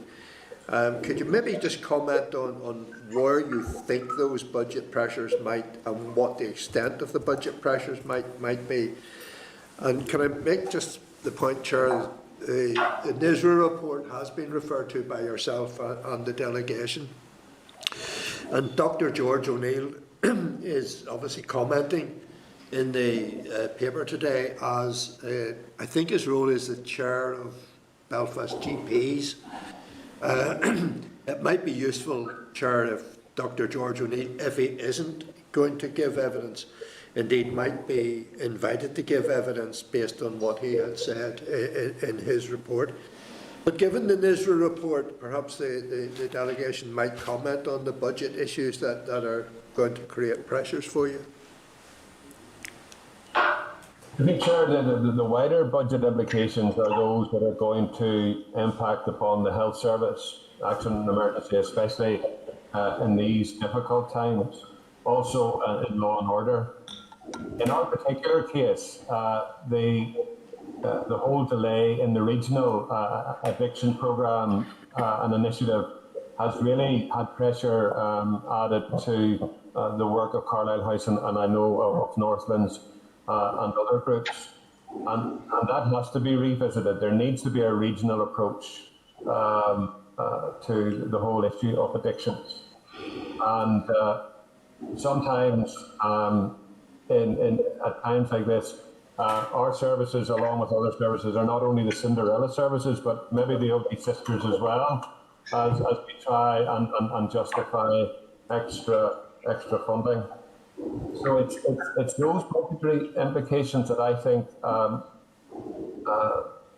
really surface with regards to the added pressure on a Friday, Saturday, Sunday nights in accident and emergencies, liver disease, mental health, then the law and order debate with regards to the high percentage of offences committed while under the influence, and then the impact upon families with regards to behaviours and violence from a domestic abuse point of view.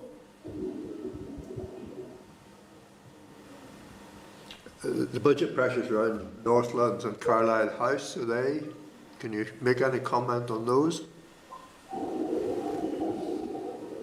The funding for Carlisle House comes primarily from the Belfast Trust. Belfast Trust and Northern Trust have bought all the beds in Carlisle House. So we are limited to the grants that are given from the trusts, which come from the department through the trust through to us. And then we retain one bed for other use that other trusts may call on, or individuals, or at times other public bodies. But there's not enough money in this sector, but definitely not with regards to the treatment and very much the aftercare of those in recovery.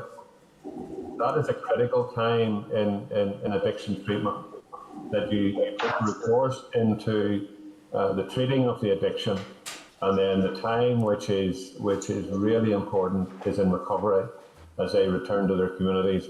We have a 7-bed unit in Grace Court which assists that, and they can stay there up until 2 years.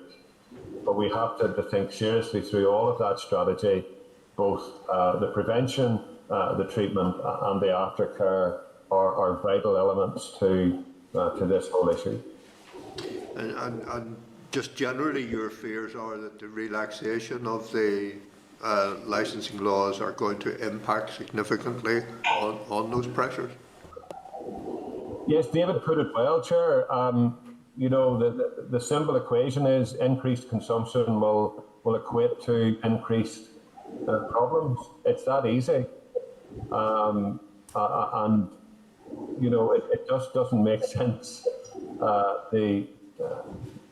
think the comparison to the 2016 debate and this debate, there's a greater flexibility in this bill that wasn't there in 2016. Thank you, Chair. Okay, thank you. Just to let members to make members aware, the PSNI will be coming in to brief us on the 25th of February, so there'll be just to let you aware of that. And Karen, I thought I recognised your face, and I thought, did I not remember her from these corridors up here? So good to see you, Karen, and all the very best with your position you're in now. I have Kelly, Mark, and then Karen. So I'm going to go to Kelly first. Thank you very much, Chair, and thank you, Lindsay, Karen and David. I very much appreciate your input for this. Chair, actually just following on from the guys' presentation today, I was going to say, could we possibly as a committee, if everyone agrees, write to the Minister for the Economy to clarify the position to protecting Christians in the workplace, to ensure that they will be protected and not and there's a way for them to refuse to work over Christian holidays, so that if there is any extension to Easter licence, that they're not forced to work at a time that obviously is quite important. And I think that would be appropriate for us to make sure that is extended. It's not just Christmas that is protected. I absolutely agree with you guys on the minimum alcohol pricing. I believe that it's something that has been outstanding. We know that it's not within this bill, but again, perhaps we should write to the Minister of Health and ask if there's any updates on what's happening with minimum alcohol pricing from health's perspective, and we can see if there's any moves forward on that. I know the Minister for Health's very busy at the moment, but we can certainly ask a question. Folks, I wanted to ask you, you've mentioned there about the funding for your services, and they're very essential services. And I'm just thinking, is there a way that we can encourage the trade itself to take a bit more responsibility? And I'm thinking about how potential funding could come around. And I'm wondering, at time of licence renewal, or if there has been a breakdown and enforcement have to be taken against a place that sells alcohol, if there was an element of funding or fines, or see, fines is a bit difficult because then you don't know how many fines that there would be, but if there was a commitment from the industry to support addiction, would that be something that you guys would want to see happening, or is that the wrong way to look at this? Is that just saying that you have the problem and it's the problem then pays for the solution? I would be really interested in your thoughts on that. It's not a new concept. It was discussed many years ago. I think one of the Guinness Foundations endeavoured to address this issue. And David, I'm not sure whether the Methodist Church were involved in these discussions, but it did raise an ethical dilemma, especially for the churches. But when you think of the proceeds of crime initiative, I know that we benefit from that in Thompson House, which is our offending, our ex-offenders hostel. So, I mean, that's the same, that has developed as a concept over the years, and I think it's worth revisiting, because the proceeds of crime give us, that was a good use of that money, and I think this is what you're suggesting is along the same lines. Yeah. So I think it's worth revisiting, because we are living in different times and there's a different approach to that. Okay. But the other issue would be a levy that then wouldn't be associated. I mean, if that levy or whatever penalty was clearly associated with the treatment of the case, then there would be an easier formula to follow. Yep. But that's The only worry I would have with that is if it's based on enforcement, we don't know how much money, there wouldn't be a set amount of money coming forward from that. Yeah, it's sort of, we want to stop the abuse at source, you know what I mean? But no, thank you very much, folks. It's a lot to think about. There's a lot that I can agree with you on, and there's a lot for me to consider and you know, as we're going forward. And there certainly could be areas that we could propose or amend to tighten up. Certainly addiction is a huge issue, and I know the committee will be looking at gambling hopefully later in the year as well. We have to address this for Northern Ireland. Absolutely. Thank you. Thank you, Kelly. I suppose just on the back of Kelly's comments, we know within the gambling industry that there is a levy is placed on them for addiction services, but I don't know how successful that has been. Certainly I sit on the all-party group on gambling as well, and it has flagged up a number of issues around that, but I suppose it is something that could be explored as to how, because there are big industries making lots of money off the backs of people, and many of those people and their families suffer greatly for that. So it is something, I'm glad Kelly brought it up, I hadn't thought about it, that could be explored further. Maybe it won't go into this bill, but it is certainly something that we need to look at. I'm going to then bring in Mark, then Karen, then Alex. So Mark. Thank you, Chair, and morning to the crew that have come in there with the presentation. I'd like to thank you first of all, I think, for such a thoughtful submission. I mean, you clearly recognise that the levels of public support for modernisation, and your critiques do accommodate some level of change, but I wanted to pick up on 2 points in particular that you discussed, and then Kelly picked up on the same two just before me, and that was around workers' rights and addiction. A number of the concerns you've raised about how this bill would affect workers in the industry, it chimes with what we heard from Unite the Union 2 weeks ago, I think it was now. But in your experience, do members of your churches face any pressure or difficulties when it comes to not working on religious holidays? Like in terms of the pub and hospitality sector, are you aware of any issues that your British counterparts of staff finding it difficult to resist pressure to work over Easter, for example? I'll make a stab at that to say, first of all, I'm not aware of a lot of members of my congregations and previous congregations have been who work in this industry. Partly maybe that's, again, their Methodist ethos as they've been brought up. And it's more often a case of people having to work over holidays who are in essential services, healthcare and so on. And obviously that's a different thing, a different category in some ways. But there is an increasing pressure if you don't have if you don't have the legal right to say no to a certain thing, then you potentially are in a difficult position. And I dare say probably most people would just go with it and say, well, my job is more important than going to church on Easter Sunday. And so they will buckle. But that oughtn't to be the society that we live in. If I could just add in something there in relation to actually younger people, and often it'll be, younger people maybe working in bars and restaurants and that sort of thing, and they might not feel the same confidence to ask in that way. But if there was some protection in law, that would maybe just give them that extra little bit of confidence that they might need to be able to do that, I think. No, that's good. And I suppose on that basis, I'd have no difficulty supporting the proposal if it was that Kelly had made there in terms of writing to the Economy Minister around this issue, and it's important that everyone here is afforded protections.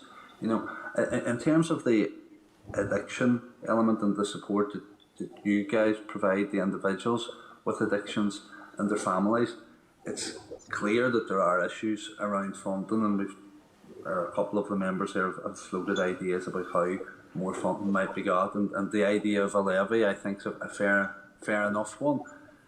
However, how we would pitch that, or could you make that part of this bill, I'm not sure fair to put it on individual licence holders when there are massive multinational corporations who are making the real money here. But Kelly had suggested they're writing to the Health Minister in terms of seeking an update on the minimum unit pricing issue. But I propose that then we add into that just in terms of funding for addiction services, because it is grossly underfunded and grossly under pressure. You mentioned Northlands Centre there. I was in with Hello. Hiya. Oh, hold I on was a wee in with minute. the guys last week. There's somebody answering the phone and we can hear don't know where that's come from. So just if anybody's listening in It here. wasn't me this time. No, it wasn't you. We're not blaming you. Just we can hear background noise. But sorry, Mark, I'll go back to you. Yeah, but in terms of that correspondence to the Health Minister, I think it's important that we maybe ask or reinforce the call for increased funding for addiction services as well. Okay, thank you, Mark. I've got Karen. Karen waiting to come in. Karen? Thank you, Chair, and thank you all for coming this morning. I want to commend you on the work that you do, and I will take on board the concerns that you have raised this morning. It's more of a comment than a question, because some of what I wanted to ask has been asked. I suppose very much want alcohol to be consumed in a controlled and safe environment.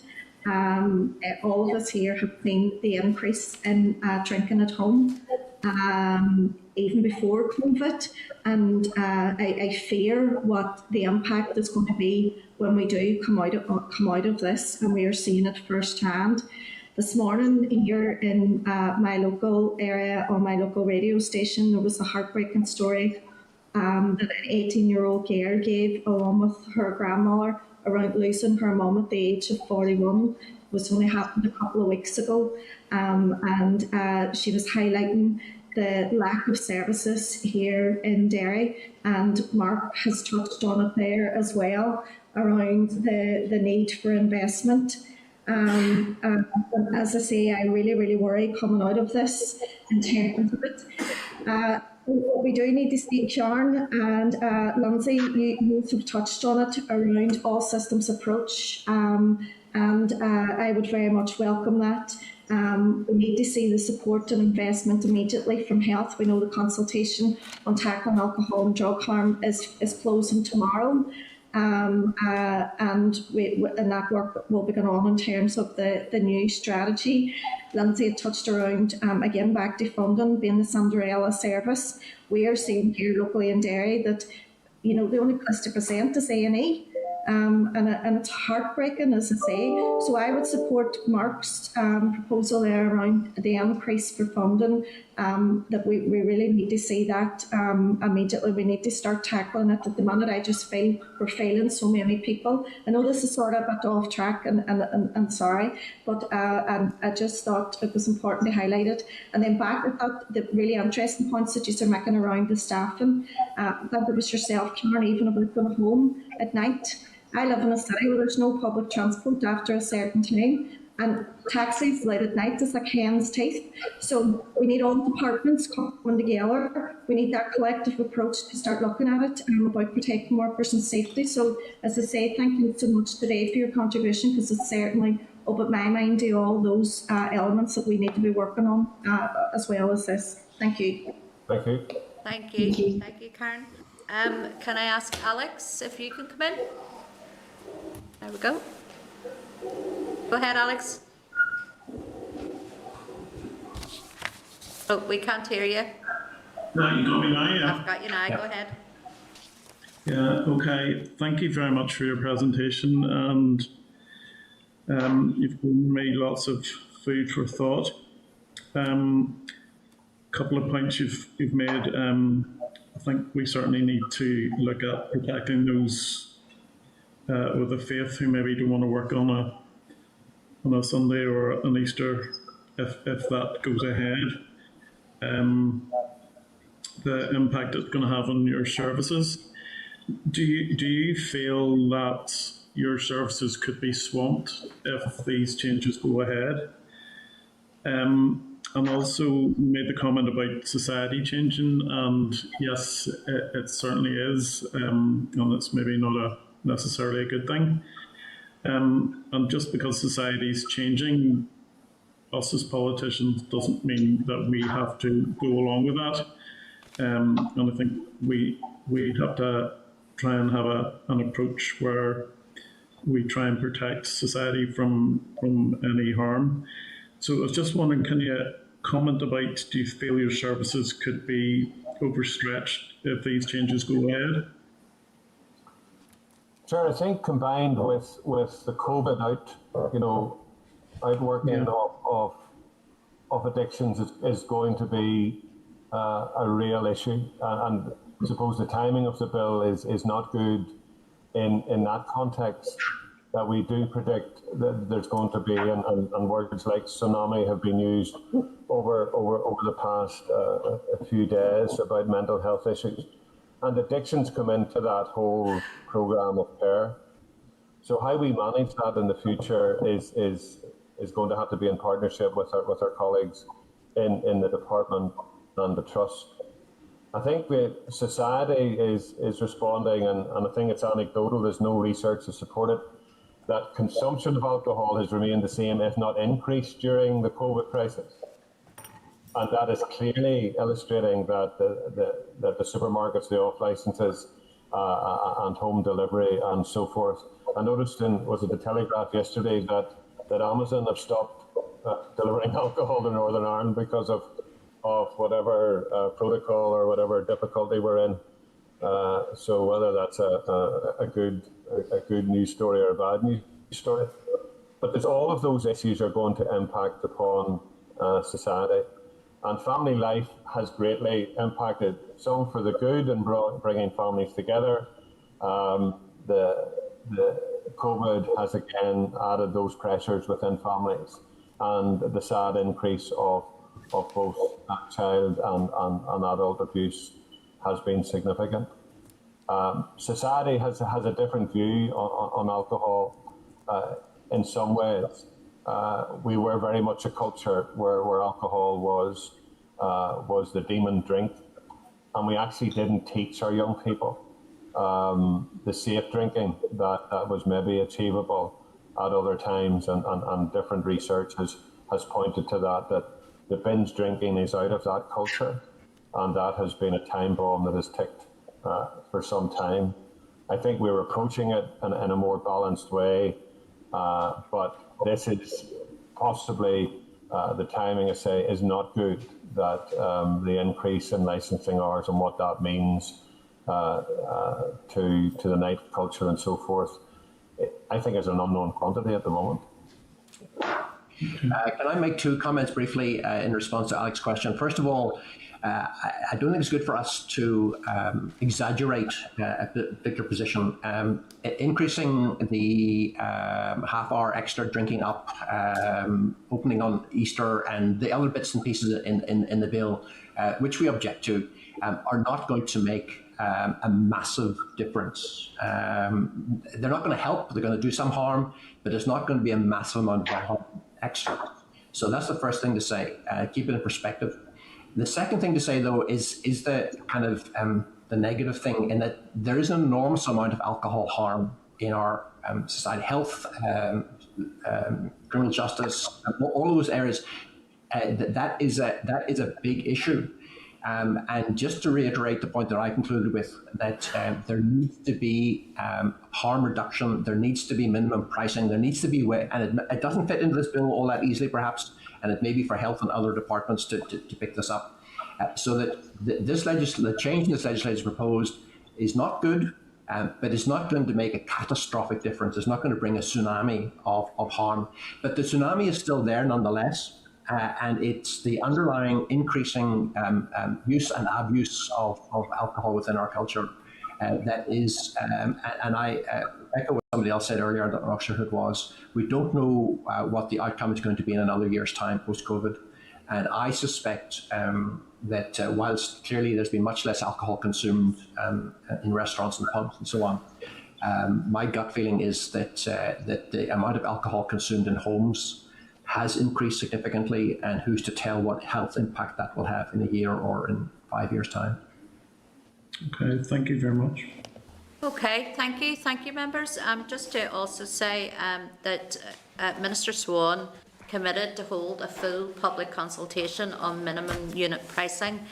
He had said that back on the 29th of July 2020, that he would do it within the year. So I suppose we as a committee can follow up on that with the department as to where that is and whether what plans are for to get that started, following on from the briefing today.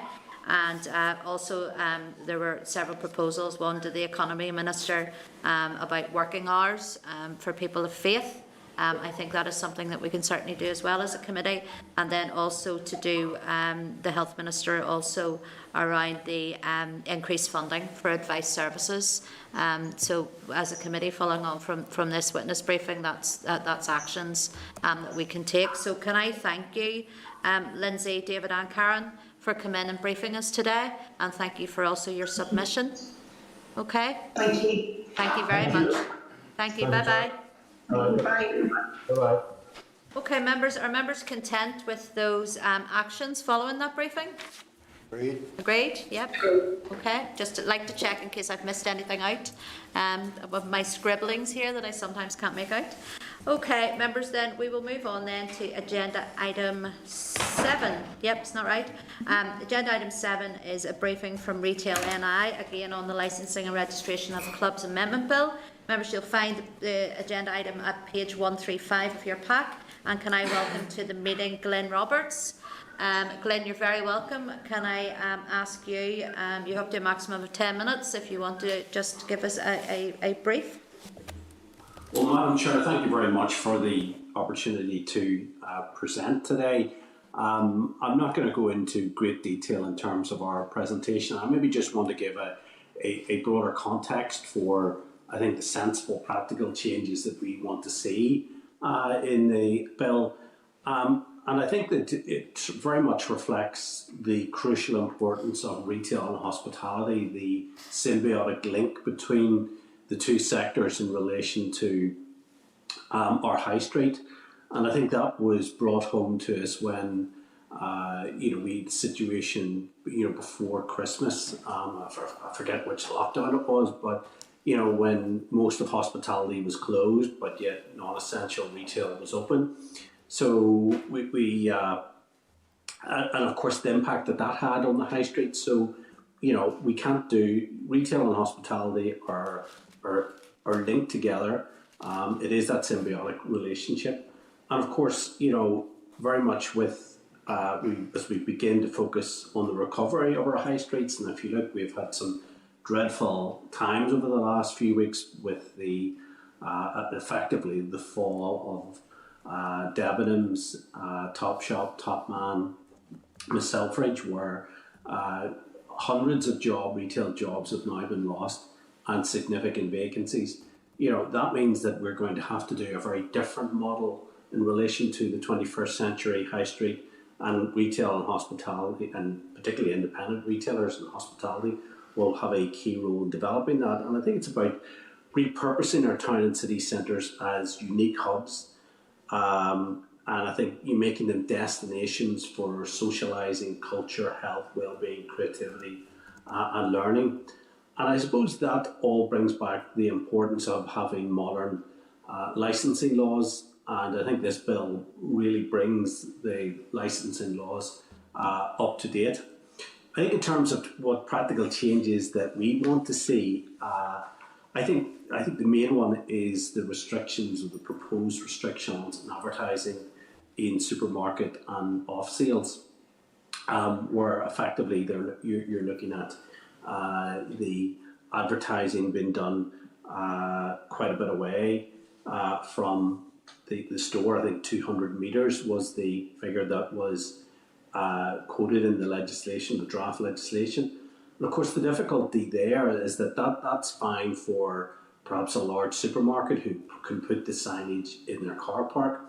But if you're a small independent retailer or a small independent off license, then that does pose significant difficulties. And of course, if you're a small retailer, every bit of space inside your store is absolutely precious. So I think that is perhaps one change that we would like to see in the bill. I think we've outlined the need, obviously, for our members to be responsible in terms of those who sell alcohol, particularly. I listened quite intently to your previous contributors about the need for the industry to be responsible. Retail and I members, by and large, are small, or they have off licenses. They're independently owned. They're responsible.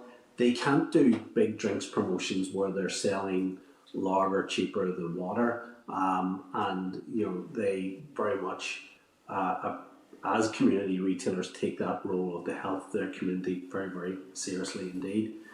I think that obviously looking at where we are with the pandemic, and with obviously the big increase of people drinking at home, there are significant challenges there. We will have to face I suppose, a mental health epidemic, and all sorts of changes and pressures on society when this lockdown is lifted and we advance to the vaccine. So there are problems there, but our members very much take their community role and responsible alcohol retailing very, very seriously indeed.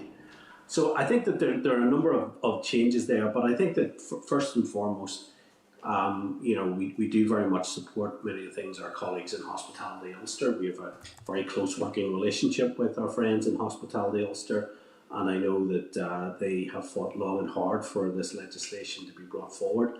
I think it's also, perhaps just to draw, Madam Chair, to the committee as well, our colleagues in the Association of Convenience Stores, who have also put forward a submission, so we would absolutely endorse all that they have said, and indeed that's reflected in our own submission. So I didn't want to perhaps go over what we've already submitted in writing to you, and I'm very happy again perhaps to take any questions on what we put forward, or the context in which this legislation, and the context of which this legislation being brought forward is important as well. Okay, Glyn, look, thank you for that, and you certainly stuck within your 10 minutes, which is good as well. Allows us a bit more time. Just to pick up on your point then there to do with smaller stores, and I absolutely understand where you're coming from on that, so I do, and I know some of our smaller stores, I certainly, as someone who's been shopping in smaller stores for the past year, find them actually they have been so much safer during the entire COVID period than some of our larger stores, because they have been very strict in what they're doing. Just when it comes to the legislation then for the advertising for smaller stores, are you saying that they should not have any form of restriction put on them, or are you coming up with a different form of restriction? Well, I think first and foremost, this is nothing new. In previous incarnations of this legislation or consultation that has been there, we've looked at the difficulties that, for instance, a similar scheme in Scotland has done. So, by and large, where our members advertise alcohol, it probably is in the context of, say, for instance, a meal deal or something like that. So it's not in any way targeted at young people. It is very responsible, and I think that it really I think that is the one area of this bill that I think it falls down in. It doesn't reflect the reality that we have many more independent retailers than percentage-wise than many other parts of the UK. We have very many long-established off licenses, and of course, what we're really saying is we want to see a level playing field, and what we have at the minute I think works really well in terms of the advertising that independent retailers can do. And I think it's really, as we've said all along in this and other legislation, it's about levelling the playing field. Okay, thank you for that, Glyn. I want to move on to another issue that you highlight in your paper that I haven't picked up on many other witness sessions, and that's the issue around persistent number of restaurants that sell alcohol illegally. And I know certainly of at least one in my own area that I represent, where they are paying a restaurant licence, but it is run more as a bar. You'd highlighted that in your paper. Can you, can you propose how we prevent that, or that they operate outside the terms of their licence? Well, there's no doubt that they have to stay within what their licence asks them to do. They have to stay in very much what the law says. I think we did make a point there in relation to breweries and other similar establishments, that they want effectively the same type of alcohol licence as bars and restaurants has. I'm not sure that's going to work, and it'll probably cause duplication. I know colleagues in hospitality also have particular concerns about that. Listen, I mean, I think that, we're not really in all of this there. We have to be responsible in what we do. And, if you look at the context of the lockdown, the very severe restrictions that bars and restaurants operated in fact, there's been very little time in 2021 for many of these businesses to open. And, whilst retail has had it tough, certainly for many in the hospitality sector, it's a very, very long road back. But nevertheless, they should obey the law. And, where you have people are trying to get around, particularly a lot of the COVID regulations, that clearly doesn't help. Because what it means is the executive just clamped down on that behaviour, and it impacts on the responsible businesses, the vast majority of responsible bars and restaurants that have stayed within the law, the spirit of the law and the spirit of the licence in which they operate on. Okay, thanks, Glyn. And just finally, before I bring in members, I just want to ask you your opinion around the code of conduct, just whether it should continue to be industry-led, or as proposed by the Public Health Agency last week, that we should look at more statutory-led. What's your opinion on that? Well, I think there are so many different codes of conducts that are out there. Some are led by the industry. I think we'd be very much keen to engage with the PHA on that, what they are planning to do. But I think that, we have already, our members are obviously operating as sort of the Challenge 25 rule. They are, obviously under huge scrutiny about the need to avoid underage sales and to sell alcohol responsibly. And of course, if you put that in sort of the wider context, you will not see the same type of deals on, 6 cans of beer or lager, heavily discounted, effectively a lost leader in the large supermarkets. You wouldn't tend to see that in anywhere near the same way in many small off licenses as well, independently owned off licenses. So they are responsible, and they have actually went out of their way in recent years to, for instance, source a lot of local craft beers and things like that. We've seen a big increase in breweries and local gins and things like that, craft beer in particular. A lot of our members have went out of the way to support those local suppliers and make sure they're stocked within their stores. So I can only emphasise that our members are responsible retailers in relation to alcohol, and will continue to be. And there's quite rightly should be very strict standards there. And particularly as we are at the minute, where obviously increased numbers of people are drinking at home because our friends in hospitality are obviously closed and will probably be the last ones back in relation to when lockdown is lifted. Okay, thank you, Glyn. Can I just ask members, if you want to ask a question of Glyn, can you use your raise your hand function on your star leaf? I have Sinead and then I have Kelly. So Sinead.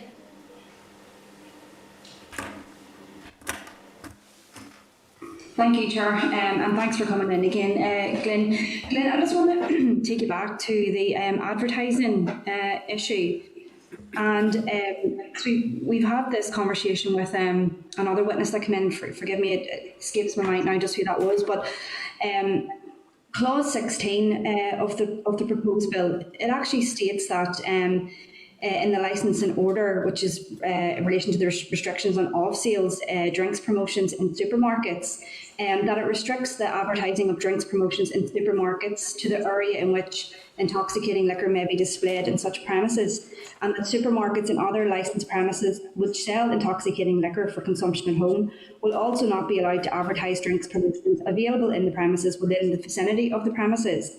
So I know you were saying there that larger supermarkets might have the upper hand in terms of being able to advertise in their car park, whatever. But actually, what clause 16 is saying is that they wouldn't be able to. So I know you're saying about a level playing field, and I'm very much supportive of that. But I think clause 16 ensures that there will be, and I know that it also gives the department the power to make the regulations to amend the definition of vicinity. So if that's a piece of work that this committee can do in terms of scrutiny and having that conversation with the department as this bill progresses, then that's something we will do. But I just want to clarify that point, that to me, reading that clause 16, it doesn't offer supermarkets any sort of upper hand in terms of smaller off-sales. It says that any advertising, whether it's in a supermarket or a smaller off-sale, must be restricted to the vicinity in which they're actually licensed to sell the alcoholic product. Well, I think thanks for that. That's a good, well-made point here. I think the thing is that, as I referred to earlier, is that you would see for it. I mean, if the advertising, obviously, within a small independent retailer, obviously the off license is separate to, but connected into the rest of the store.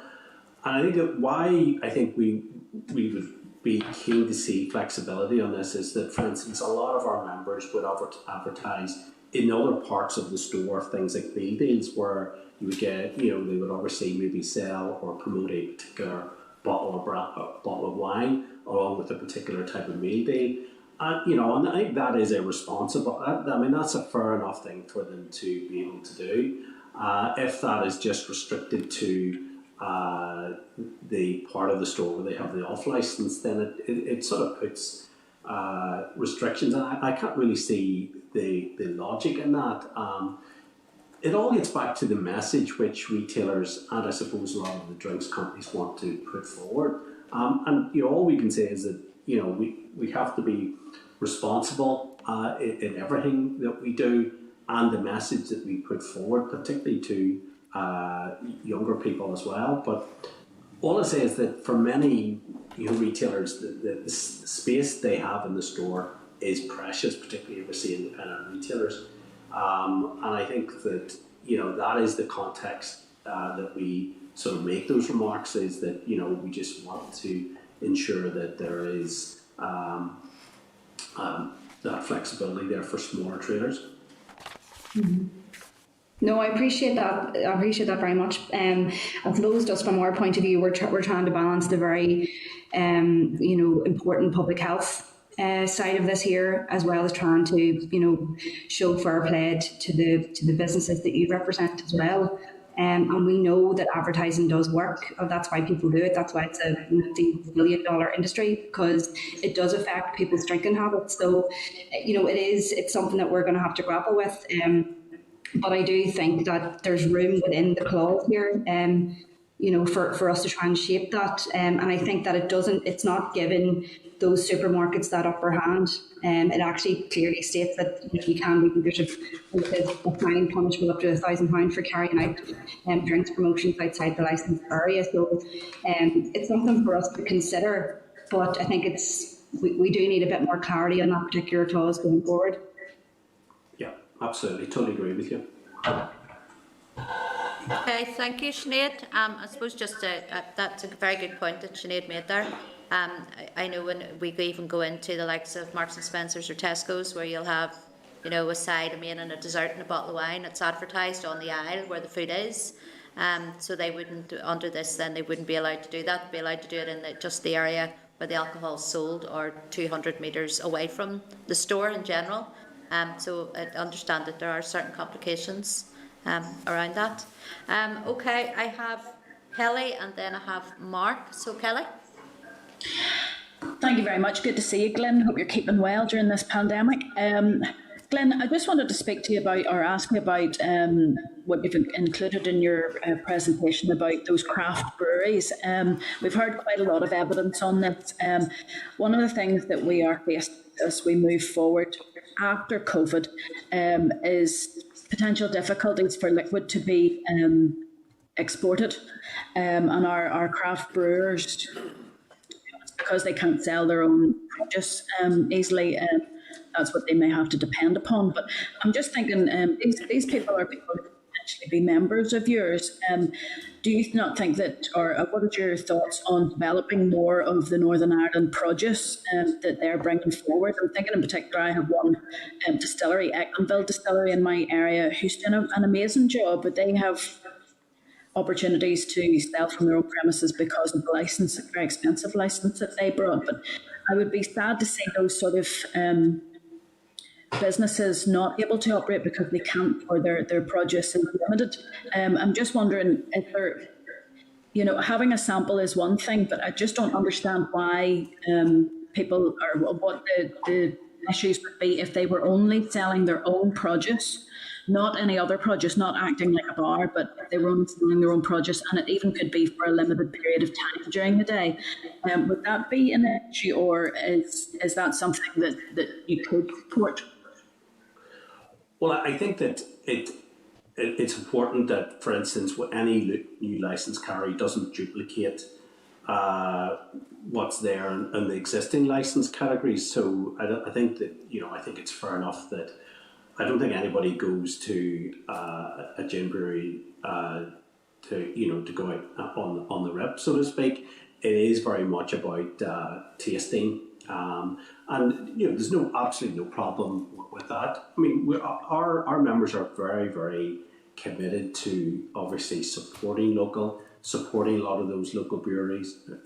And we've seen where some of those craft brewers, craft beers, who perhaps don't have the capacity at this stage of their business to get into the large supermarkets, and quite often what you'll see is a lot of our members will stock some of their products, so it's a very important route to market for many of those craft brewers, and I think that obviously what our members are always on the lookout for is different distinctive products. So we'll continue very much to do that. I think it's quite frankly amazing if you look how many gins that are now being retailed and sold now, very, very extensive. You've seen so many local companies and so many local entrepreneurs that have really put Northern Ireland gin on the market, and indeed internationally so as well, when you look at the success of products like Jawbox in particular. So again, our members will always want to look out for good local products, and because it's the way that they often promote themselves as offering different products, and as I've said, I think the last time I presented to you, it's crucially important we develop this localism concept, because it is about supporting the whole supply chain, and recognising the huge potential that is there in terms of your local producers, manufacturers and so on. Thanks, Glyn. Can I just ask you as well, we've heard from many others, the cost of the licences appears to be staggering, but the actual cost through the court is minimal. It's not unaffordable. The cost comes from that sort of private market where people negotiate licences outside. That must be impacting on quite a lot of convenience type stores who may want to sell alcohol, corner shop, or local garage, for instance. Quite a lot of them would be looking for an off licence, especially in rural areas. Do you think that there should be anything done to curtail that type of negotiation, or that ramps the prices up to unaffordable levels? Have you any thoughts on that? Well, I suppose that trying to undo that whole sort of surrender principle, there's a big challenge there, because we would have members that would have obviously alcohol licences and pay quite a lot of money. It's part of the assets of their business. So if we went down the road of deregulation, then we're going to have a lot of members who are not going to be very happy, because the alcohol licence they have is part of the assets of the business. So, and I don't detect that there is any appetite across the Assembly for deregulation in that area. So I think it's not covered in the legislation of this bill, but again, it is about levelling the playing field, and you're making sure that if a new start convenience or food store wants to get an alcohol license, they're not priced out of the market. But it is a complicated issue, and it's not one that's going to be easily solved anytime soon. And there isn't the appetite amongst, I think, the main political parties in the Assembly for any changes in that area. I know, and that's the difficulty with it, because unfortunately I see your members and we talk to others, about that. It just seems to be unbelievable costs that it continue on, but we'll leave that for now. It's not going to be dealt with in this bill. I'm very aware that we've just spoken to the Presbyterian Methodist churches, and we brought up the issue of addiction services. I'm just wondering, what do you think about that sort of levy for addiction? It's not within the bill at the moment, but I'm very aware that we don't want to price out your members. But is there something there that could potentially be added to a code of practice or an industry agreement for that type of investment in addiction services? Well, listen, we're very happy to have the conversation. I think that you're putting a levy on an independent retailer in that regard, I think would probably be a step too far. But do we have a role to play in terms of tackling this problem? Of course we do. I had a very good discussion with the mental health champion about obviously the mental health of many of our members' staff in this difficult, but it's become a much wider issue. That the mental health of our population as we come out of this lockdown, as we start to get back to some form of normal life, there's a huge problem, a huge challenge there, and I'm very conscious that the mental health champion will have her work cut out after this pandemic. And we had a mental health crisis before the pandemic. Goodness knows where we are now with it. But are we and are our members willing to play a role? Of course we are.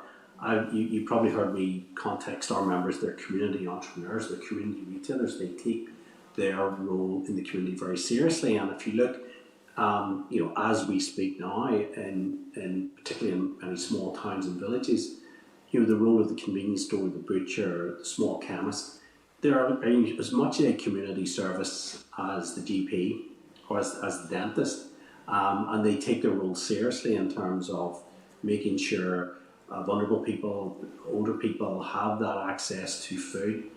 People who don't have maybe access to transport, who can't get out to the big out-of-town stores, those small retailers are an absolute lifeline. So, of course, we want to be part of that conversation in relation to mental health and making sure the physical and mental health of our population as a whole is addressed. Absolutely. Yeah, no. Glyn, no, thank you very much. I have a local garage near me, probably one of your members, who, to be honest, is the lifeline for my rural community. Apart from petrol and diesel, you can go in there and buy bread and everything that you can think of. And they are a family and part of our community, absolutely. Just as an end, I'd like to thank you and all your members for the work that they have done throughout this pandemic, because when we encouraged people to shop local, your guys provided those services and all their staff. And I have to say, checking people who are under 25, I was quite delighted actually with my local shop that they did ask me for ID when I was buying a bottle of wine. Quite pleased at that, given them double that age. But yeah, I think Connor was being too nice to me. But no, your members have been absolute champions through this, and having your input for them, and this is fantastic. Thank you very much.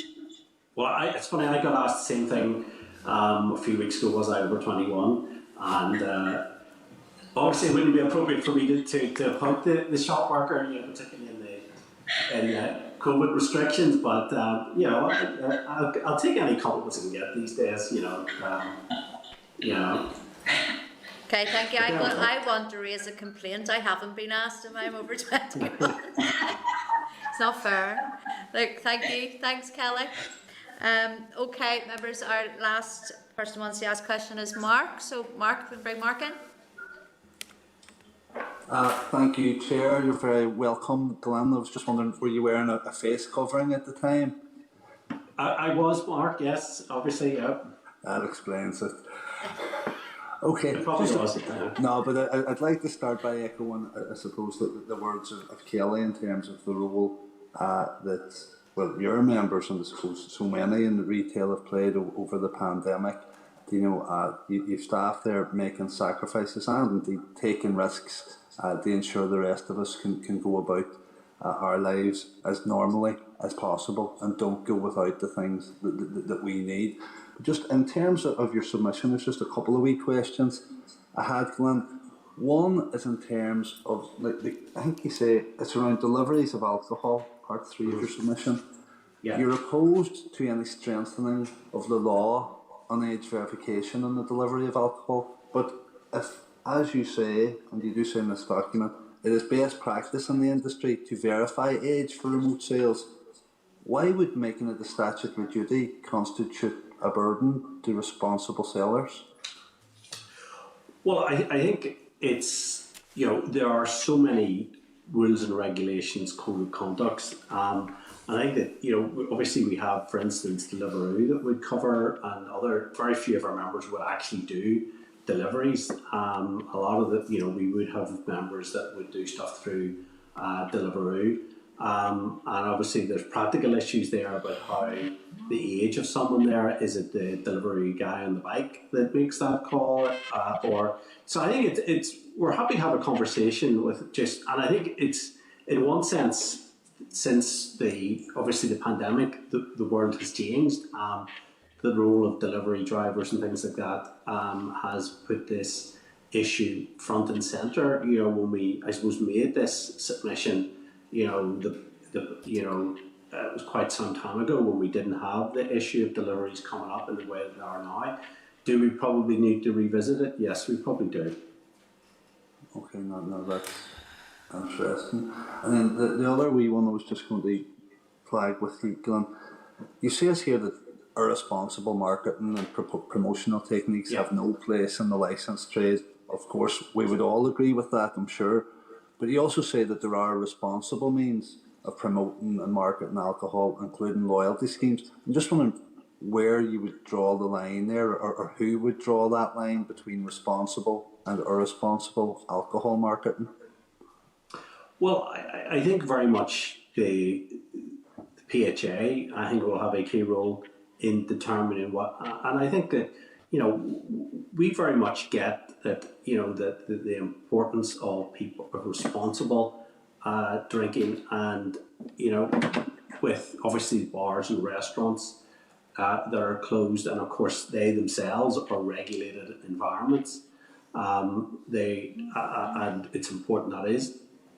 At home there isn't the same sort of regulation, so we have to be very careful in terms of the messaging that is put out, and that it has to be that people need to be looking after the health, and, you know, people are under huge pressure, and there's no doubt that alcohol sales have dramatically increased in off licenses. So it means that whatever message that our members put out is in that context.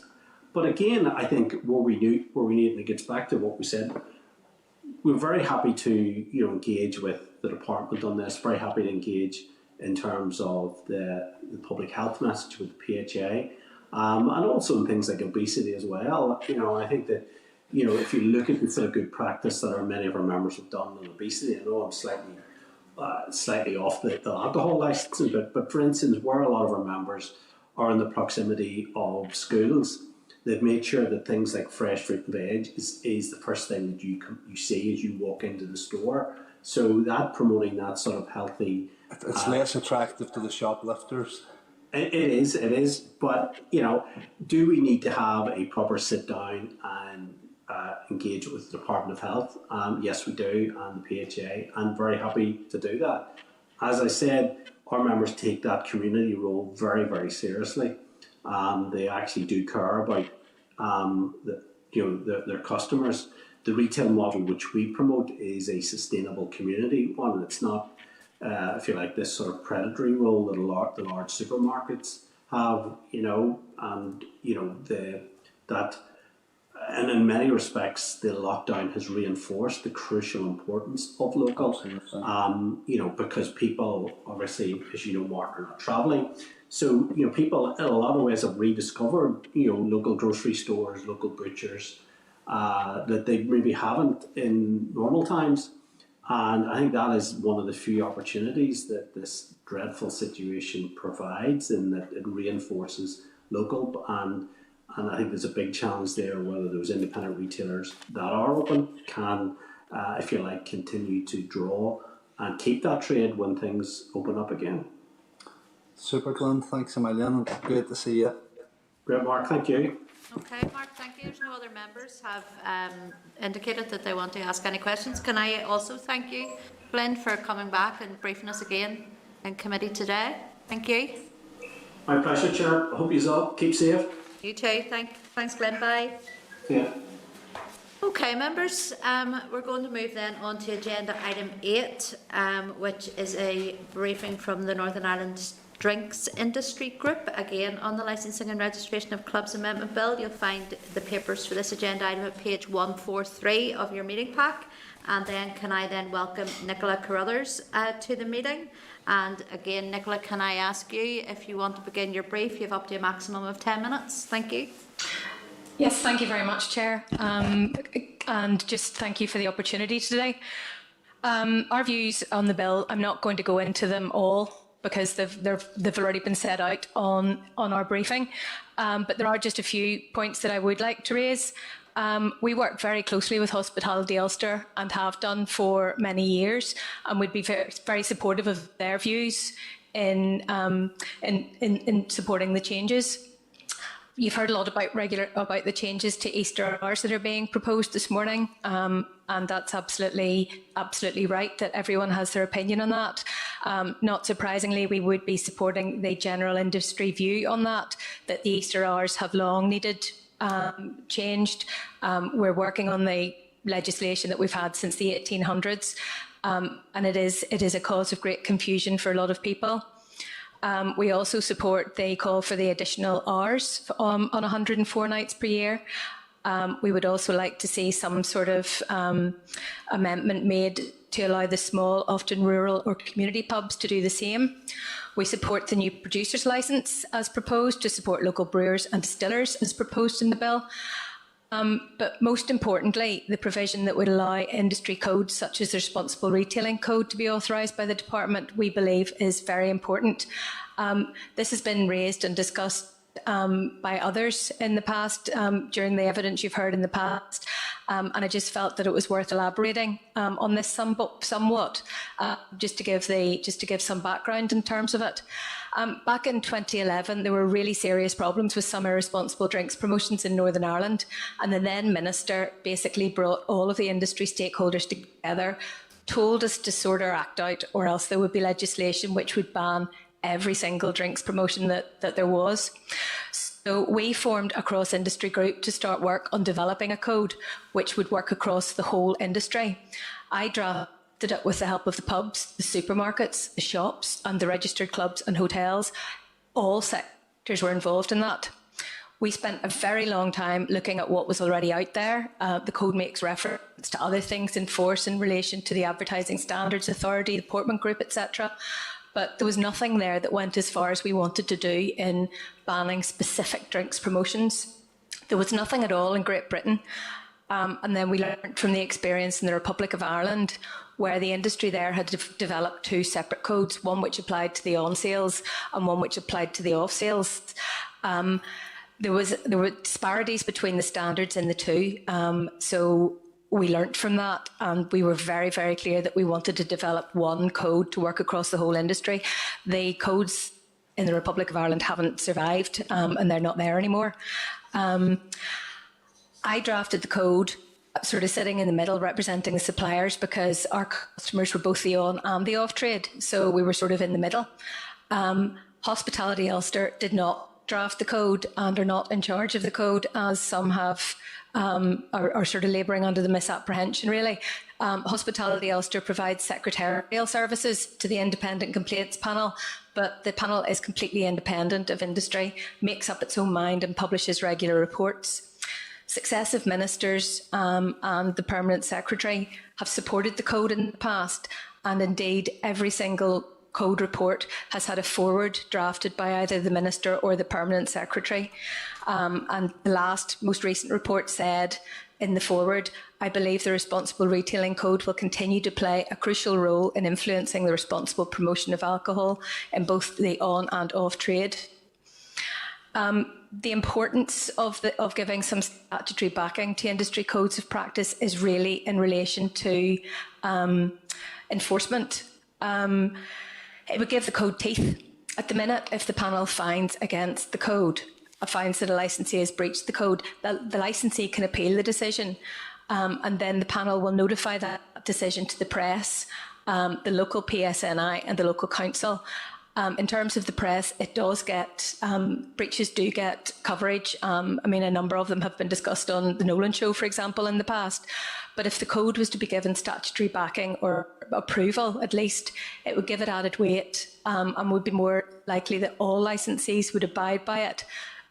Because the courts, before granting or renewing licences, would need to be satisfied that the licensee knew about it and was upholding the industry codes. The benefit of having an industry-led code since 2012 has been that we've been able to change it quickly as new promotions arise or as things need to change. The code's now in its third edition since 2012, and that is a lot quicker rather than having to wait for a statutory change. And I think just again, given the references that have been made to it this morning, it's important to mention the Department of Health's current consultation on Making Life Better, which is for the new drug and alcohol strategy. We've been involved in the steering group of the current drug and alcohol strategy for many years and on the Department of Health Drug Alcohol Advisory Group. And much of what we've put into the code over the years reflects what is in the department strategy in relation to training, provisions relating to underage drinking, labelling, Challenge 25, etc. So, Chair, that really concludes my introductory remarks. I could talk a lot about the code because I'm very proud of what the industry has done since 2012, but I will leave things there for now. Okay. Thank you. Thank you, Nicola. And I know that you've heard the other submissions this morning because I saw your name on, which is good. So you were able to listen in, and that's good. And it's just on that issue then that the churches had brought up certainly about the of people having to work on the likes of Easter Sunday, people of faith. What would you say in response to that? You heard also that the committee are going to write to the Department of Economy around that, and we certainly are sympathetic to that. Just what would your opinion on that be? Well, you know, I'm not representing the pubs, but I do know that from discussions in the past with them that they would say that their members do respect the fact that they do have people of faith working for them, both Christians and other religions. Good Friday isn't actually a public holiday in Northern Ireland. I don't know whether that would cause any difficulties in what you intended to do, but I would be absolutely sure that pubs and off sales would want to be cognizant of their employees' rights and beliefs and would do everything they could to support that. So I honestly can't see that being a problem. And it's not the Good Friday, it's the Easter Sunday. You're right, Good Friday is not a public holiday in Northern Ireland. It's the Monday that we have the holiday. So it's more to do with the Easter Sunday than Good Friday. I can't see it being a problem. Okay, I just want to pick up on another couple of points, and it's one that I had asked Glyn earlier, and I don't know if you can make any comment on this or not, and it is around those bars that are operating, or sorry, those restaurants that are almost operating as bars, and it is happening. It certainly is happening, and it's damaging to our pubs because of the amount of money they have to outlay. Is there anything that you can see that around the code of conduct and various rules that we need to look at to tighten up on that? Look, this has been, Chair, you're absolutely right. This has been a problem for absolutely years and years and years. And previously I used to work for the pubs, and it's something that we have been concerned about for an extremely long time. I mean, the majority of restaurants do operate within the terms of their licence, that has to be said, but there are absolutely those restaurants out there which are running as bars. In the past, there was more of a problem in Belfast city centre with restaurants running as nightclubs and using their restaurant licence as a nightclub. That isn't so much of a problem anymore now, because Belfast City Council, working in conjunction with the PSNI, were able to use their entertainment's licence to stop that. But there are certainly restaurants out there which are operating as bars. I mean, the proposal in the bill to require restaurants to put a notice on the wall to say how they're allowed to serve alcohol, you know, it is what it is. I can't see it making an absolute massive difference in practice. The difficulty is in terms of enforcement. You know, making a restaurant operate within the terms of its licence is understandably not that high up on the priority for the PSNI, and they are the enforcement body. You know, there's been reference made to this committee over previous weeks about the role of local licensing officers, etc. in England. I mean, we don't have anything like that here. Enforcement is down to the PSNI, and understandably, you know, restaurants operating outside their licence, registered clubs letting non-members in, they're, you know, it's understandably down that list, but it is a real difficulty. Alcohol is meant to be ancillary to the main table meal, and anything which allows someone to sell alcohol in an ancillary way is obviously always going to have problems in terms of enforcement. And there's no easy answer, I'm afraid. This has been a problem for many, many years. I know, and it's been a problem I've been involved with in my own constituency, and have had the police, councils, everyone involved, and it is really hard to pin down, because it's the evidence gathering part of it. So if there was something that could be put in here to strengthen that, that would be good also. I just then want to ask you just to comment on the issue around small producers and small producers licensing. You had put in the wording of produced in the production premises. Just the caution around that. Could you go into a wee bit more detail on that? I mean, I've heard, you know, sort of over the last number of weeks talking about breweries working together, and, you know, I think that is an absolutely fair point. I think the issue there was in relation to the fact that we wouldn't want it to see it become a backdoor into not having to have a pub licence.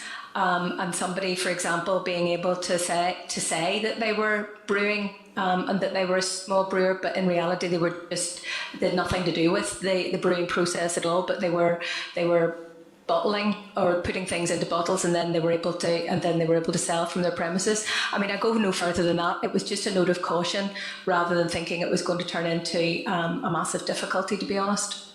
Would you recommend any different type of wording to it? I know that tap rooms and the licences for small producers are being discussed. I wouldn't, you know, having listened to the evidence over the last number of weeks, I wouldn't want to stop our local producers being able to do what they do in relation to working with other local producers. I could certainly have a look at that again just to see, but it was really just to raise the issue that we didn't want people to be pretend breweries, I suppose. But I suppose that would be in relation to how any new licence was actually framed. But I'm more than happy to have another look at that again. Okay. Look, thank you, Nicola, for answering so far. My screen has gone off again here, so I know Kelly wants to come in, so Sure, go to Kelly first. Could I come in on that? Just as on a that short part? On that point. Yeah, certainly, Robin. Thank you. Just a short point. Where the brewers might cooperate together, would you be opposed to one brewer selling another brewer's product on his or her premises? When I talk about cooperation, I'm talking about in relation to the evidence that you've already heard, where the small independent brewers say that often two of them will work together and share recipes.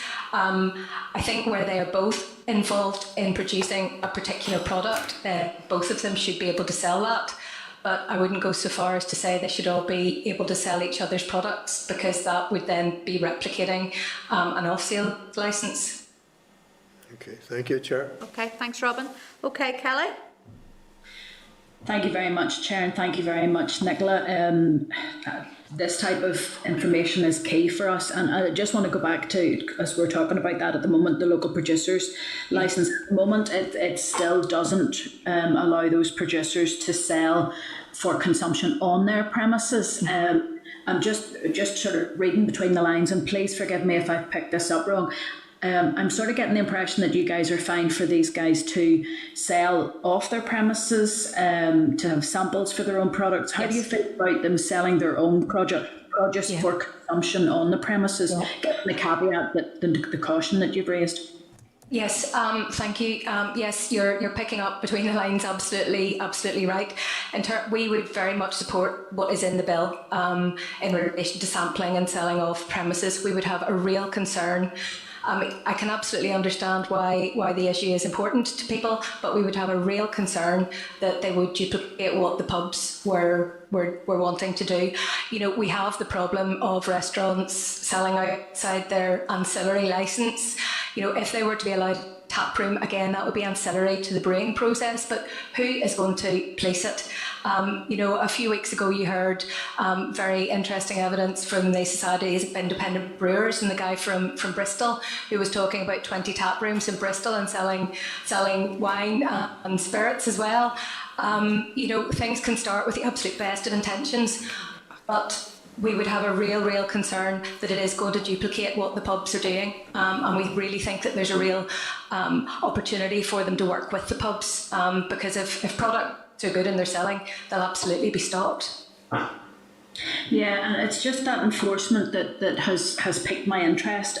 You talked about the Responsible Retailing Code Northern Ireland. You know, I've read through the details on that, and yes, absolutely, it's within the sector, and there's that commitment there to ensuring that it's the best possible system. But the teeth for that code isn't there. So exactly. Find someone in breach, you know, somebody who's not operating within the code, you can report them to the press, the police. Oh, sorry, I'm just reading it. And so on. But it is then up to the police to take that forward. I'm just thinking, those local brewers, are they part of that code at present, or no? Okay. No, they wouldn't be, because they're not really selling. The code is meant to cover everybody with an on and off sales license, and restaurants, etc. as well. You know, again, the code can change very quickly. So if there was a need or a want to bring them within that could be done. That could be done very swiftly. Okay, but I'm just actually thinking to give that code teeth, because we know how effective it can be when you have from a bottom-up approach. So the industry would be involved in developing the code, but if there isn't a statutory or a legal footing for it, then it sort of takes some teeth in it. It sounds like Big Brother sort of pointing fingers at people. And I'm just wondering, do you think that Responsible Retailing Code Northern Ireland, and I've seen who's on the panel, very impressive panel, would they want to become statutory? Yes, they would want to be. They would want to be given statutory recognition, absolutely, because they recognise that what they can do when they find a licensee in breach is limited, and they would like to be able to do more. Yeah, no, just to clarify, I'm not necessarily talking about them getting statutory recognition. I'm talking about them becoming statutory. That means that it comes in-house to the department. I think we would definitely want to talk about how that would work, because one of the benefits of having it non-statutory is that it can be changed very quickly. It also doesn't cost the public purse a penny. You know, we've funded this and paid for it for the last 12 years. So certainly absolutely willing to have the conversation, but we just want to see how that would actually work in practice. Okay, it's just I have a concern. We're living in a litigious society now. If a Department gave statutory sort of a nod to a retailing code that it didn't have control over, then it would just end up in court somewhere because it wouldn't have that legal footing. You know, it might be recognised by a department. I worked in transport and we had codes like that, and it was made very clear to us that we could not have statutory recognition because it wasn't controlled by government and within the legislation. So, no, I can understand that. I think it is an effective retailing code. It reads really well. The way complaints are handled is great. It would be good to see that extended if this bill doesn't include anything for those craft brewers. But I noticed that the rest of your, it's just something as you've heard the presentations today, I'm going to be asking everybody about this. That addiction service is obviously coming up, and we know that you're supportive of the changes that are happening to licence and drinking up time and so on. But I'm just wondering if for those that have concerns about the impact of alcohol on others, and I know that good retailers don't, they don't want to see anybody in trouble with alcohol. I'm just wondering about that levy. I asked Glyn about it before with Retail NI. Would that cause an issue for yourselves if there was almost like the code of conduct or the retailing code, if there was like an industry-wide donation, or would you want it to be a voluntary thing as opposed to a forced thing?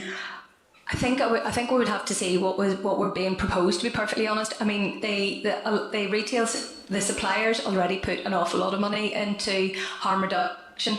The industry completely funds Drink Aware, which is the independent sort of responsible drinking charity.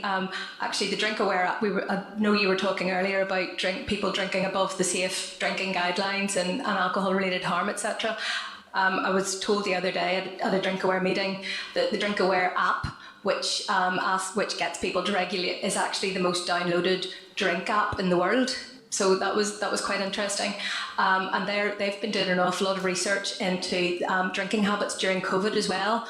And the preliminary results of that are actually very interesting. I mean, as people would no doubt think, drinking did absolutely increase during the first lockdown, but then interestingly it dropped way off and reduced as people sort of thought, well, this is going to carry on for a while, so we better moderate ourselves a bit.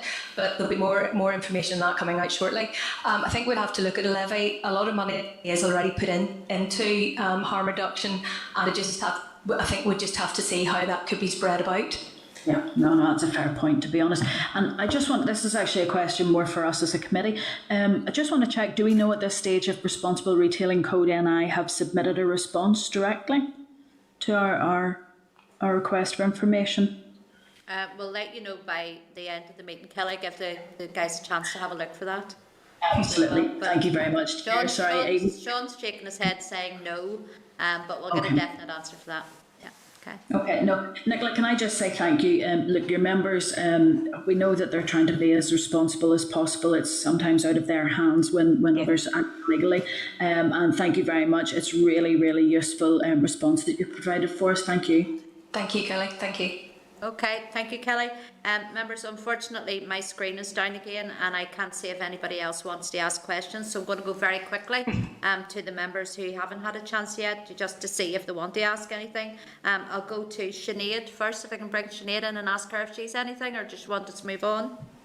No, thanks, Chair. It's just on the issue of the levy, and it's more just a point, because it was referenced in an earlier submission about the gambling industry. There is a levy with the gambling industry, but it's voluntary. It's not a mandatory levy. And also, I know in terms of this bill, the PSNI have called for a levy to be introduced, but they're actually asking for it to top up officers' wages in terms of officers that will have to police longer opening hours. So it's just a point to point that out, and that's something we need to consider in these deliberations in terms of a levy.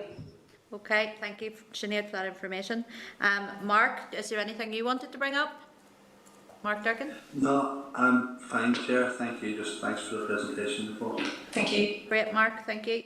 Karen, can I go to you? Karen, is there anything you wanted to ask or bring up? No, I'm fine. Thank you. Thanks, Nicola. Okay. Thank you. Great, Karen. Thank you. And then Alex. Alex, was there anything you wanted to ask or bring up?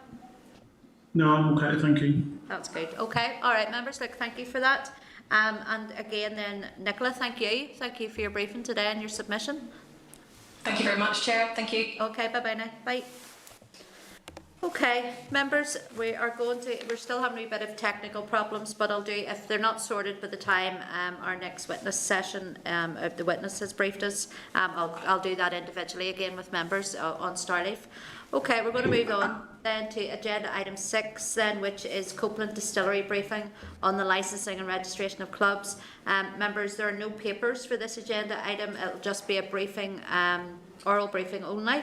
So can I welcome Gareth Irvine to the meeting? And Gareth, can I ask you then to brief the committee, and you have up to 10 minutes to deliver a brief? Yeah, can you hear me okay? I can indeed. Gareth, go ahead.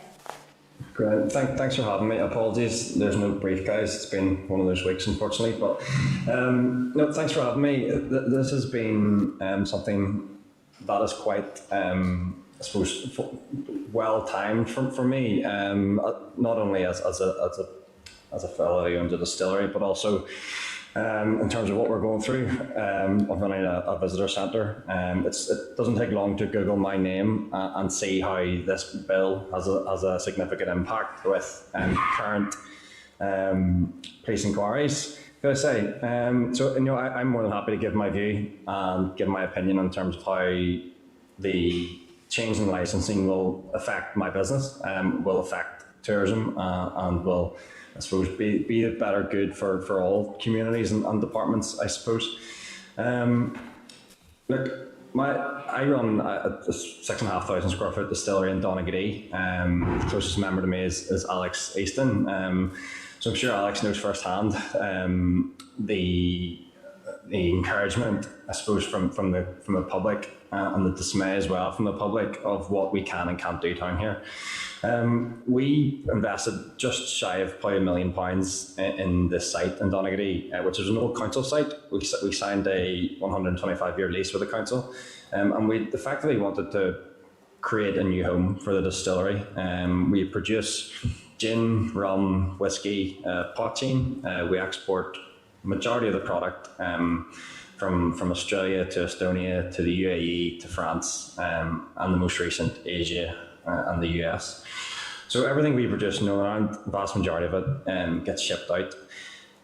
For the dismay in some of our tourist side of things is the impact of this bill, it's impossible and it's against the law to sell effectively what we produce on site. It's not only mind-boggling to people, but it's frustrating as well. It's frustrating from a business point of view for myself, and it's frustrating for my staff to have to explain continually why it is and what's going on. And we do chat about this bill, and I think everyone is glad it's coming. Just from jumping on there, from listening to Nicola, of a few kind of queries that she might have of local producers working with other breweries and how that looks. I understand the concerns. I've got a good few friends in breweries and distilleries who have been on to have a conversation with you. From William Main from Bullhouse. William's probably the most vocal one you've maybe had on. And also across the board from Hinch Distillery to Boatyard, Actonville, Morndew, Bushmills, Shortcross. We are all in the same boat, and we're on the same sector, and we're all of the same opinion as well. I think from my point of view, this isn't just about the change that this will have from a commercial point of view on my business. This is a change that this will have on staffing levels, on tourism aspects, on events, and the wider picture. Not only for the next 125 years, but also within the short term, what we've got planned within Donaghadee and within the community. I think from reading into this bill, it's a great start, and we welcome it. We welcome the change. I understand the I suppose the angst from bars and people with licenses along the taproom argument, and I think the brief conversation we've had with bar owners just in the town is they welcome the bill too. They obviously welcome the amendments to it and the changes to it. But when you look at the wider picture, which is what a lot of these breweries and distilleries want to chat about and go into further. There's a huge social impact and a huge social change that will come from this. There is a lot to learn. There is a lot to look into. At the end of the day, this is a huge power that you'd be giving to breweries, distilleries, and producers, and we all know that. We all know there's a huge responsibility there, and we all know that there's a huge learning curve to have as well. But we also see what the impact that will have. I know firsthand. I have a staff of 10. I know firsthand that whenever this bill comes to light, we will automatically take on three new employees within the town. That is from a tourism point of view, that is from a social point of view, and we will open longer. I think after the last 12 months through COVID, we've all learnt that people in Northern Ireland are resilient, and I think we have seen the appreciation for local and supporting local, and I think what this bill does not only supports my business going forward and supports my staff going forward, but also supports the community going forward in terms of what we can do, in terms of what we can not only sell within the distillery, but also what we can support and bring in. There's a lot that we can't do. We had the Secretary of State down with us 2 years ago. We couldn't give him a gin and tonic as a freebie. There's a lot that we can't do, and it's frustrating and it's confusing. We're all used to it now, but I think this positive change is definitely what's needed. And from my side of things, it couldn't come at a better time. And that's all I have to really say about this. And that's my input as far as I can say. Okay, Gareth, thank you for that. And I mean, I certainly know you're very well known distillery, so you are, and very much part of that tourism model for your area where you're based there. And I know Donaghadee is a small, close-knit town. And I suppose I just want to ask you firstly what your relationship then is like with the various bars and restaurants around you, and any conversations you have had with them as to how it might impact on their business, or do they see it actually as a positive impact on their business, that the increase in tourism will have a knock-on effect on them? So I suppose just to expand a wee bit on that. Yes, of course. So to give you an idea, if you book a tour within the distillery, if you book a 2-hour tour, the way that currently works, the way it used to work before we've had to stop them, is you would arrive in the distillery and you would sit down in our visitor centre, which seats about 18 to 24. Now it'll change a wee bit. You would get a quick chat about how we started, about our history, and then you would go down to the production floor. You would then come back up, grab your coat, grab whatever you've arrived with, and we would go over to Harbour and Company, which is the bar across the street from us. We would go up to their very top room, which looks over the Copeland Islands, and you would then start your tasting and your events. We usually run those on a Friday, two sessions on a Friday, 2 sessions on a Saturday, and perhaps 3. We don't do anything on a Sunday. We started those in September 2019. We stopped doing those in February 2020, roughly at the end of February. Over that period, we had about 52 tours. We saw just over 1,000 people come through our doors. Those 1,000 people weren't just locals from Donaghadee. Those were locals from the whole of Northern Ireland, people who had come down just for it, people who had booked rooms in the bars, in the hotels, in the B&Bs. Over Christmas period, we had a number of staff parties come down. And after chatting to the bars and the bar owners and even the restaurants, there's not one bar owner in Donaghadee that would say that we have had a negative or a non-substantial impact, especially the ones in the close proximity. To give you an example, we had a party of 30 come over to us to have a quick tour for their staff party in 2019. Those 30 people then booked a book a table in the restaurant beside us.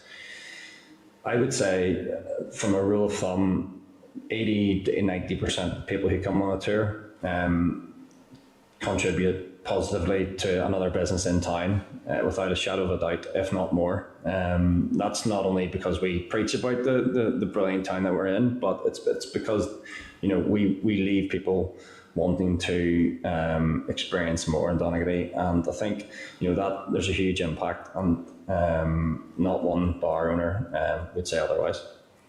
Okay, thank you, and I absolutely get that, and I can see how that would boost the town completely, having your distillery based there. Just then want to ask you about the as it stands, the bill is not allowing for tap rooms, but if it was to change, have you had any discussions again with those other licensed premises around you? Would it change your relationship with them, or do you feel that could continue? Would have a good relationship? And just to ask you as well, Gareth, do those local bars and restaurants within your vicinity stock your product? Yeah, so easy answers first for the second one, of whether they stock our product. Yes, every retailer, every licensed premises stocks our product within Donaghadee, a majority of Bangor and Newtownards. In terms of tap rooms, I don't need to say it's a contested question, because it is. You know, I understand the the desire for breweries and bars to produce, the breweries to have tap rooms and the bars to object to them. I think, from my point of view, and I have to be very selfish, you know, if we were looking at the taproom aspect for the distillery, it wouldn't be the same. It wouldn't have the same commercial impact that it would on a brewery. Breweries rely on high volume and high volume beers and lots of customers. We in the spirits game don't, and that's just the nature of the beast. Whether the rules or the legislation was to change to allow for more tap rooms, I think there's a way that can be looked at. There's a level of trust that I think needs to be understood from the breweries. Whether the tap rooms were limited to X times a year, whether they were limited to X people a year or areas, I think that's from the discussions I've had with breweries. That is the middle ground. It's not saying let's rule out tap rooms completely, and it's not saying let's have tap rooms, on Monday, Tuesday to Sunday night, because that is a bar, that is a pub. I think it would, depending on what the final outcome looks like for the tap room discussion, it would have an impact on breweries, and it would have an impact on bars around here.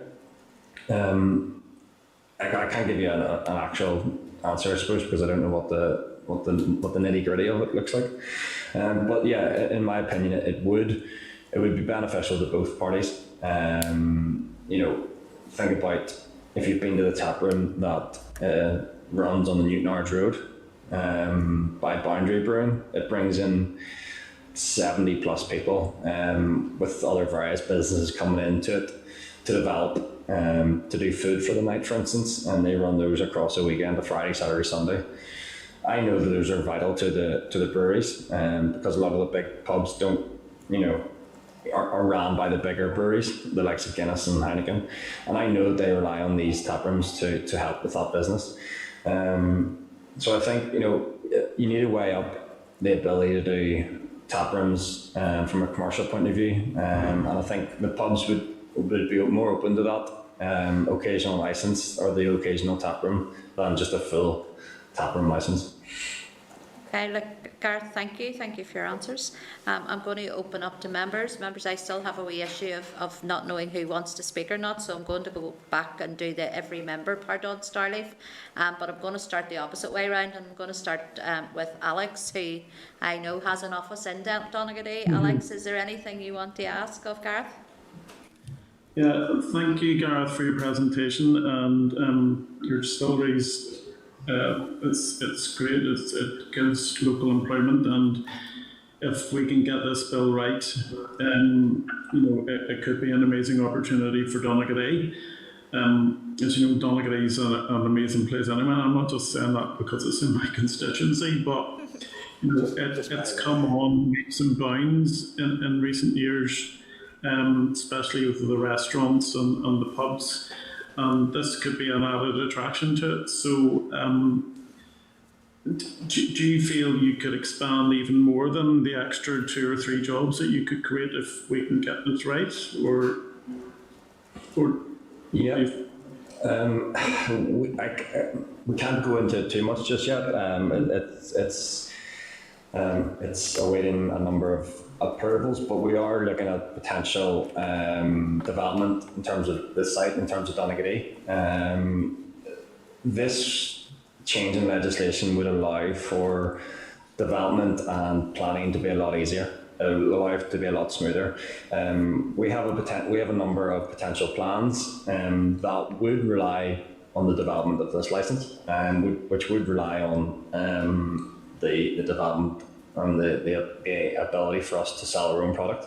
There's no doubt about that. And yeah, it would significantly increase in terms of what we could do, in terms of what we can employ, without a shadow of a doubt. Yeah, no problem. Yeah, definitely. Okay, you keep up the good work. Thank you. Thank you, Alex. Okay, I'm going to go to Karen and ask Karen if she has any question or comment she wants to make. Thank you, Chair. Chair, I don't have any question, just listening to Gareth. I really want to come to Donegal now and visit. So hopefully, Gareth, in the summer, we'll see, or not maybe as far as the summer, we'll see this lifted. As I say, really interesting, and thank you for your presentation today, because you've given me a greater understanding, and as we work our way through this, I think it'll be very useful. So thanks again, Gareth. Thank you, Karen. I think we maybe need to look at retrospective visits on this committee, for committee visits on this bill, because we may have finished the bill before everything's lifted. Can I then move on to Mark and ask Mark if you have any comment or question? Mark, are you there? Yeah, I'm here, Chair. Thanks to Gareth for the presentation. I've no specific questions to Gareth. We've heard from a lot of his counterparts, in other brewers. It's not them giving any preference over you, but this issue is certainly one that's given us as a committee a lot of food for thought. I think it's probably taken up most of our time thus far at committee stage, and I think that's reflective of the value that we're putting on the case that you guys are putting forward. Thanks, Mark. Thank you. Can I go then to Sinead and ask Sinead if you have any comment or question? Thank you, Chair, and thanks to Gareth. Yeah, I think I concur with Karen's remarks there. I think we need some retrospective visits to some of these breweries. But no, listen, again, and the committee will know this, I have a number of good local brewers beside myself here in South Down, Mourne Mountain and Copeland Distillery, to name a few. So, I fully understand, appreciate the issues, and I've said it before, I think our local breweries could play a huge part in terms of growing and expanding our tourism product here. So that has to be paramount in our deliberations. So no, listen, thanks very much for the presentation. It's been very useful. Okay, thank you, Sinead. I'm going to go to Kelly. Kelly, any comment or question? Yes, Chair, actually I do have a couple of questions for Gareth. Gareth, thank you very much for coming along. Copeland's, while it's not in the Stroudford constituency, it's not too far up the road from me. Gareth, I just wanted to double check. The presentations that we've received from others who wouldn't necessarily be in favour of tap rooms having a licence in Northern Ireland have suggested that these occasional licences are the way forward. Can you just spell out for us why? What do you think about those occasional licences? I think those are, totally. Now, my view on occasional licences are they're too flexible based on the area that you're in. To give you an idea, I don't know how au fait you are with occasional licences, but in Donegal and especially North Down, which is why I'm being pulled to the courts currently, and I'll just be totally honest with you, it's all to do with the perspective of the police officer and how those occasional licences are used. There needs to be a review done on occasional licences and their ability and their view on their use, in my opinion. For an occasional licence to be levied in Belfast to run a tap room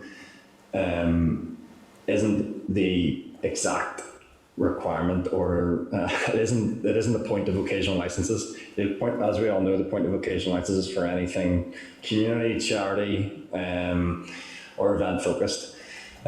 These occasional licences that are available 12 a year are not fit for purpose. They're not fit, in my view, for my business, for where I stand. Don't get me wrong. If I was based somewhere else rather than North Down, I might have a different view. But I think the occasional licences, as long as they're there and they're still based on the same legislation, they're not fit for purpose, from my point of view. And that's my personal perspective on them. From a business point of view, we have used them in the past. We've used them for different events. We've declined them for charity events. And we've been on the other end of them, and used them with other breweries for certain events as well, Bullhouse, for instance. So no, occasional licenses, yeah, I'm fairly familiar with them. Do I agree with them? In principle, yes. Are they fit for purpose? No. So from your point of view as a business in Northern Ireland developing a local Northern Ireland product, it would be just easier if there was a licence for your particular type of business, rather than having to depend on occasional licenses that are not currently. When you say that they're not fit for purpose, just explain that slightly, just so that we know. Please forgive me. I'm not over every single detail of the legislation on occasional licences, and I say that because it's so complex, not because I don't know what it's in it. But just explain from your point of view why they're not fit for purpose. Yes, of course. So occasional licences, if I want to get an occasional licence in the distillery, an occasional licence lasts 6 days from memory, 6 days in one period. For that licence, I need to be running if I want to run an event, say I want to run a tap room, based in my area, that occasional licence, if I put in tap room on the occasional licence, or open day, for instance, on the reason for wanting an occasional licence, if I put that into the police department, which is Bangor for me, that would be declined. If I was in Belfast and I put the same licence into Belfast with the same explanation of why I wanted tap room or open day, that would be accepted. There's no black and white with the occasional licence. It is a grey application. I make no issue saying that. They're not fit for purpose for where I am. If there was a occasional license, or not even occasional license, if there was a producer's license, it would be 100% accurate. There's no swaying from the legislation, a bit like how it is now with alcohol licensing. There's no interpretation that comes into it, whereas with the occasional license there is. And the people, unfortunately, who have that interpretation are the PSNI. And I think there's too much flexibility across Northern Ireland for breweries and distilleries to rely on occasional licences. And I could give you 30 examples of how that is. Yeah. No, thank you very much for that. I think it is something that we're definitely considering. How it'll fit into the bill, we'll get to that sometime. But yeah, no, thank you very much for that, Gareth. I don't have too much more or anything more to ask you, actually, because there's been quite a lot of presentations on that.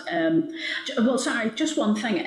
So I just want to check. So currently, if there was a tap room licence, okay, so that would have to go through planning permission, and anyone can put in objections. Of course, that's a process. That's how we work.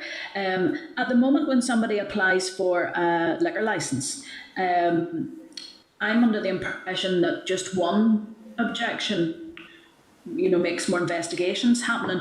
I'm not sure whether that's entirely fair, because you could have, one organisation complains about any application for a licence.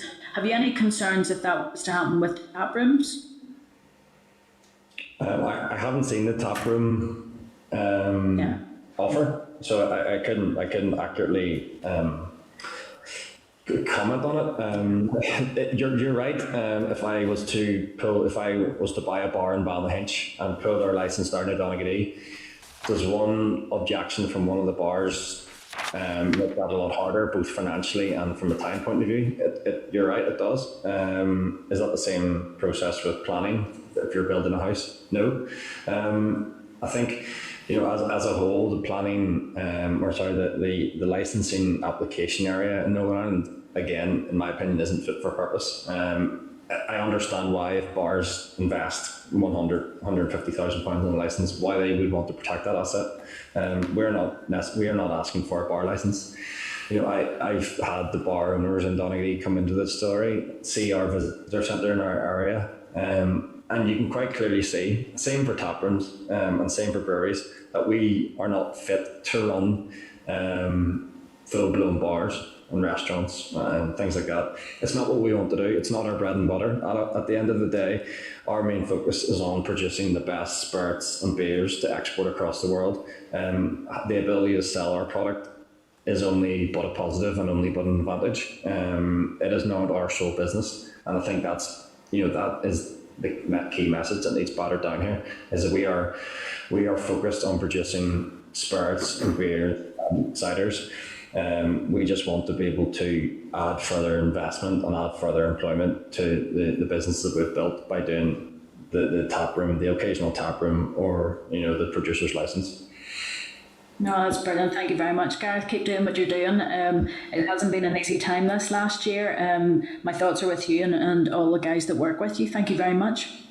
Okay. No, thank you. Thank you, Kelly.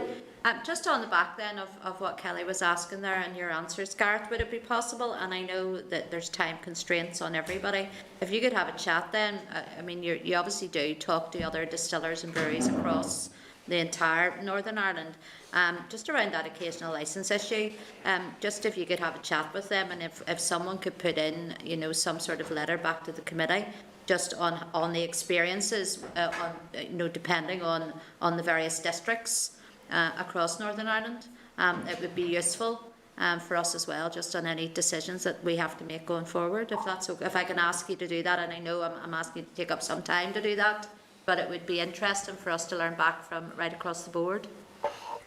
Yeah, that's no problem. I know, looking at more so breweries than distilleries, to be honest, there's more distilleries with licences than breweries with licences, but I'm more than happy to pull together a bit of an overview. It will be hard.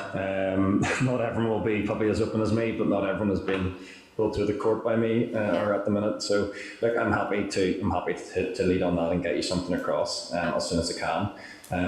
I've just realised I've made a wee note as well, which if I could raise that Nicola Carruthers brought up. Absolutely, go ahead.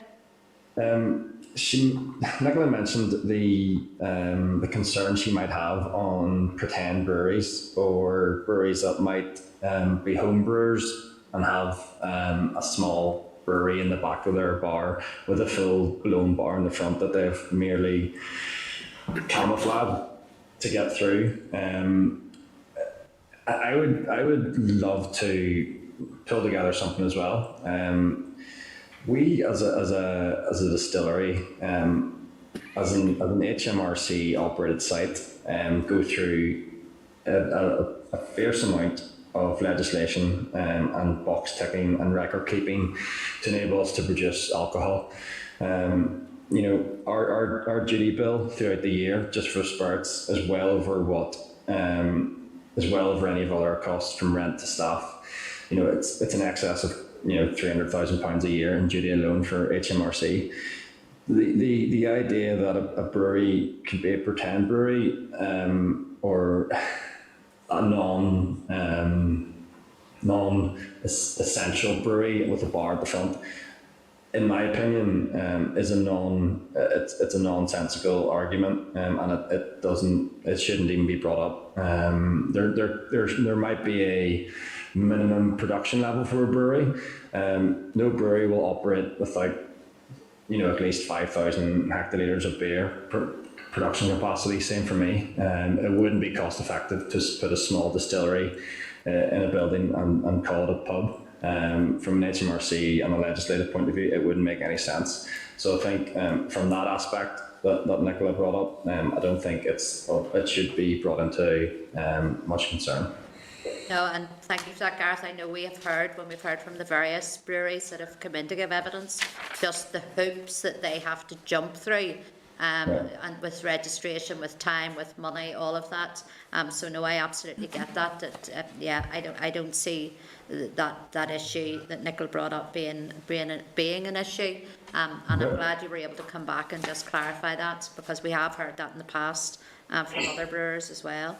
Look, Gareth, I'm finished, and there's nobody else wants to ask any further questions. Can I thank you very, very much? I think you're our first distiller to come in and brief us, and just wish you every success with your business. I think it's fantastic entrepreneurship that we have here in Northern Ireland. So, and the committee will want to do all it can to help you in the success of your business. So, thank you. No, thank you. Much appreciated. And I think we have any help, more than happy to help and talk again.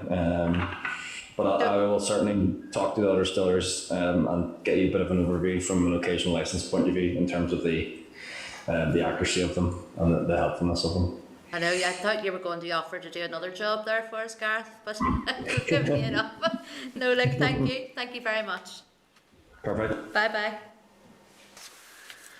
Okay, members, we still have an issue with our system here, so I'll probably ask that all members are just brought into the spotlight for the remainder so members, we can hear you, just to let you know that. You're all brought into the spotlight now just for the remainder of all the agenda items. So I'm going to move on then to agenda item number 10, which is SL1. Drumbo Park Stadium designation as an outdoor stadium for the purposes of liquor licensing legislation. The proposed rule is at 156 and will designate Drumbo Park as an outdoor stadium of importance to the whole of Northern Ireland. Can I ask our members any comments? Are we content to note for the department to proceed to make the rule? Happy enough? Agreed. Good, thank you. Agenda item 11, SL1, the Guaranteed Minimum Pensions Increase Order, Northern Ireland 2021. The proposed rule is at 159 of your pack. It will specify the percentage by which the guaranteed minimum pension element of an individual's occupational pension entitlement is increased with effect from the 6th of April 2021. Again, members, are you content for the department to proceed to make this rule? Agreed. Thank you. Agreed. Agenda item 12, SL1, the Automatic Enrolment Earnings Trigger and Qualifying Earnings Band Order, Northern Ireland 2021. This proposed rule is at page 164 and will set out the amount of the upper limit of the Automatic Enrolment Qualifying Earnings Band for the 2021-2022 year in line with the upper National Insurance Contributions earning limit for that year. Again, members, are you content for the department to proceed to make this rule? Agreed. Thank you. Agreed. Agenda item 13, SL1, the Pension Protection Fund and Occupational Pensions Levy Ceiling Order, Northern Ireland 2021. Members, apologies, this SL1 was included twice in your pack in error. The proposed rule is at page 169 and will specify the Pension Protection Fund levy ceiling for the financial year beginning on the 1st of April 2021. Again, members, can I ask, are you content for the department to proceed to make this rule? Content. Great, thank you. Okay, we'll move on then to agenda item 14, which is SL1, the Social Security Revaluation of Earnings Factor Order, Northern Ireland 2021. Again, apologies, members, this was duplicated as well in your meeting pack. The proposed rule is at page 174 and will provide that earning factors relating to national insurance contributions for historic tax years used in the calculation of additional state pension and guaranteed. Right, members, read that again. Can you just remember, we can hear you, so if you can keep your sound down to a minimum. The proposed rule is at page 174 and will provide that earnings factors relating to national insurance contributions for historic tax years used in the calculation of additional state pension and guaranteed minimum pensions maintain their value in line with the increase in average earnings. So can I ask members, are you content for the department to proceed and make that rule also? Agreed. Agreed? Content. Agreed. Okay. Then we'll move on to agenda item 15, which is SR 2021/14, the Housing Benefit and Universal Credit Housing Costs, Executive Determinations, Modification Regulations, Northern Ireland 2021. Members, you'll find this SR at page 189 of your meeting pack. Can I ask members, have you any objection to this rule? No objections? Okay, then I'll put the question that the Committee for Communities has considered SR 2021/14, the Housing Benefit and Universal Credit Housing Costs, Executive Determinations, Modification Regulations, Northern Ireland 2021, and subject to the Examiner of Statutory Rules report, has no objection to the rule. We'll move on then to agenda item 16, which is SR 2021/15, the Social Fund Funeral Expenses Payment Amendment Regulations, Northern Ireland 2021. Members, this SR will find at page 197 of your meeting pack. Can I ask members, have you any objections to this rule? Great. No objections? No. Okay, then I'll put the question that the Committee for Communities has considered SR 2021/15, the Social Fund Funeral Expenses Payment Amendment Regulations, Northern Ireland 2021, and subject to the Examiner of Statutory Rules report, has no objection to the rule. Okay, members, we'll move on then to agenda item 17, which is our forward work programme. Can I inform members that at our meeting next week on the 11th of February, we will be briefed by the Minister on the regional and sub-regional stadia programme. This briefing will start at 9 a.m. and finish at 9:30, as the Minister has to attend an executive meeting. The Minister has also let us know that she's unavailable for any other Thursdays in the month of February. So I just want to then seek, I know we had spoken about it before, but if we can go ahead and try and get a briefing on the Wednesday with the Minister, albeit it will not be a formal meeting, but it will be brought back to committee. Are members agreed with that? Do we proceed with that? Great. Agreed? Yeah, great, okay. And also then, just on our forward work programme, the committee then will be briefed next week also by the following organisations in relation to the licensing and registration of clubs. Amendment Bill, we will hear from Food NI, the Law Society of Northern Ireland and the Federation of Small Businesses. Dropping out, Chair. No. Sorry? You're dropping out. I'm dropping out, okay. All right, I'll move a bit closer to my microphone. Just to let you know that next week also we will be briefed on the bill by Food NI, the Law Society of Northern Ireland and the Federation of Small Businesses. Did you hear that okay? Okay, yeah. Yep. Any comments or happy to move on? Yeah. Okay. Then we'll go to agenda item 18, which is correspondence. Members, the correspondence memo you'll find at page 206 of your pack. I just want to draw attention to one item, and that is the department's paper on the definition of affordable housing, and you'll find that at page 300. The department's proposed definition of affordable housing is social rented housing or intermediate housing for sale or intermediate housing for rent. That is provided outside the general market for those whose needs are not met by the market. Affordable housing, which is funded by government, must remain affordable, or alternatively there must be provision for public subsidy to be repaid or recycled in the provision of new affordable housing. The Minister has indicated that she is content with the proposed wording, and the Department now intends to proceed with the definition and accompanying explanatory note, and will update the Housing Association Guide to reflect these proposals. Furthermore, the guide will be updated with new intermediate housing products as they are developed and become available. Members, do you want to reply to the Department to advise that we're content with that definition? So a definition of intermediate? Yes. A definition of affordable housing?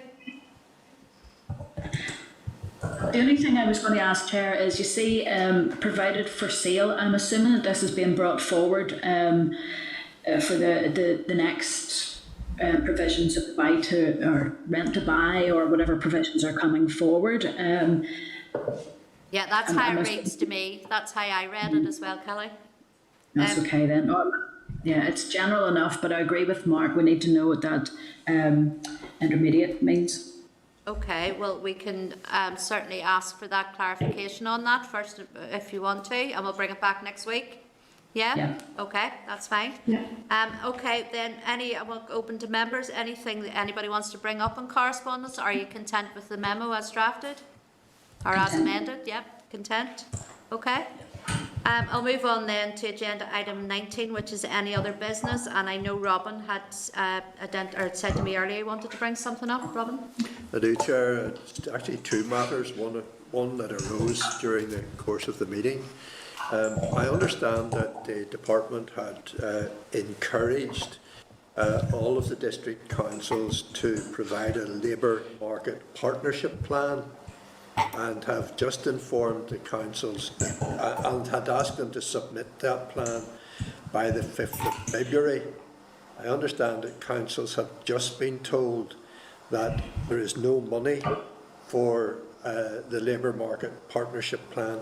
I wonder, could we just seek clarification from the department as to the reason why the plan was asked for and why all of a sudden there's no funding to support it, given that the deadline was tomorrow. Okay. Can I ask you on that, Chair, and if the members would agree to that? Can I, Chair, yesterday at the Education Committee there was a significant debate which was highlighted Professor Siobhan O'Neill, who's obviously, as you all know, the mental health champion, was talking with the committee about the reopening of schools, and I think we already know that we have a mental health problem. She was expressing concern about the mental health problem of pupils having been in the 2 periods of lockdown, and indeed was indicating a need to address the return to school, not just on an academic basis, but indeed indicating that she felt that there were other matters that needed to be addressed, the physical aspects of the lockdown, the mental health aspects of the lockdown. And Professor O'Neill had been indicating that she felt, Chair, that there would be a need for our pupils to be involved in work activities other than the pure academic subjects that are likely to involve the community sector, the health sector, operating in a holistic manner along with the education sector. I wonder, Chair, if we could write that indeed might be involving education, finance, health and communities. This return to school, I think, Chair, is going to be a significant issue. But I wonder, Chair, could we perhaps write to the department or write to the Minister, whichever you feel, indicating whether or not there would be a willingness to look at a combined approach to the return of the pupils to school. Okay, no, I mean that's perfectly valid. Both of those issues are perfectly valid points. I just want to ask members on the first issue that Robin brought up there to do with the councils and that funding issue. Are you happy enough that we write back to the department on that issue first and foremost? Yes? Agreed. Agreed, okay. And then the second issue, I think that's a valid point. That certainly when we look at all those issues to do, whether it's child poverty, whether a lot of the social issues fall under our department as well, and I do think there will need to be a holistic approach, albeit that education will have to lead on it, but there should be a holistic approach whenever we look at children and their mental health and society in general moving out of lockdown. So I'm happy enough with that proposal to write to our own department and minister as well on that issue. Members, any comments on that? Or happy enough to move on with that? Agreed. Agreed, okay. All right, members. Excuse me, Chair. Sorry, one moment. Janice wants to say something. Could I just take you back to the issue before of intermediate housing? There is a definition of intermediate housing on page 4 of the department's document. If you want me, I'll read it out now, or members can look at it, and the member who's interested could come back and say, are they content with that definition? Yeah, I think it was Mark and Kelly. Did you hear that? I had the switch device midway through, so I don't have the paper in front of me. Okay, yeah. Okay, it was just, do you want to read it out? Sorry, can I just before we go to Janice's issue, the final issue then with Robin about the education, did we get agreement on that plan moving forward, looking at a holistic approach and being part of that approach?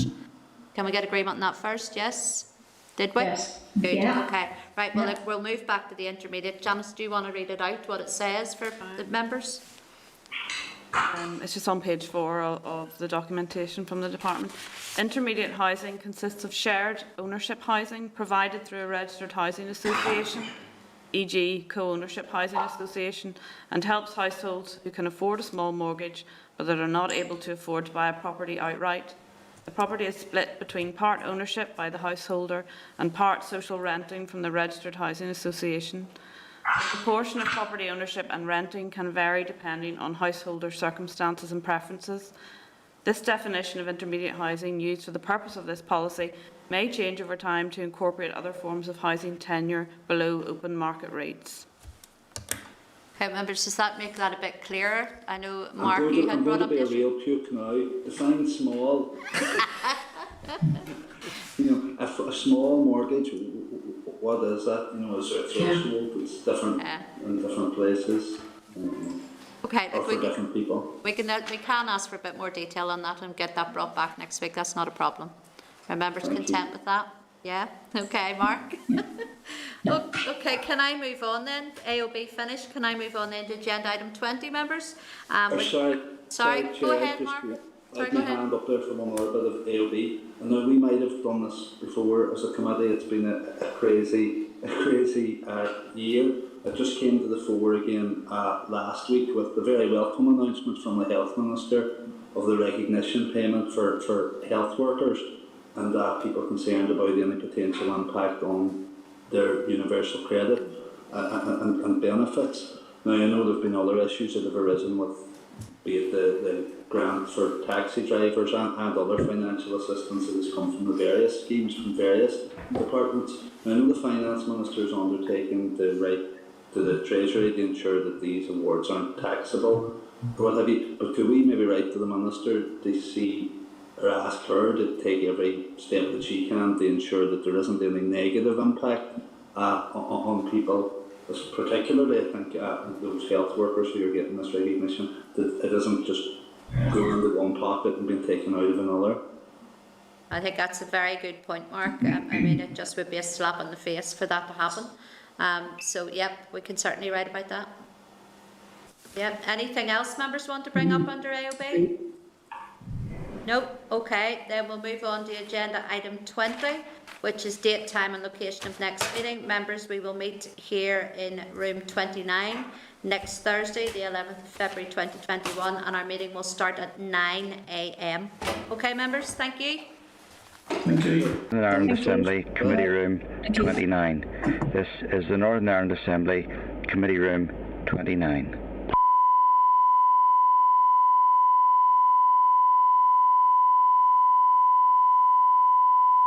This is the Northern Ireland Assembly, Committee Room 29.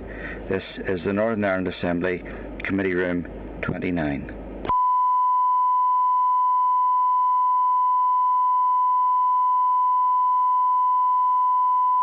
This is the Northern Ireland Assembly, Committee Room 29. This is the Northern Ireland Assembly, Committee Room 29.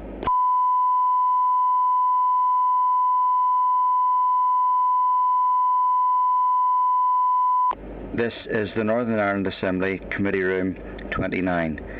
This is the Northern Ireland Assembly, Committee Room 29.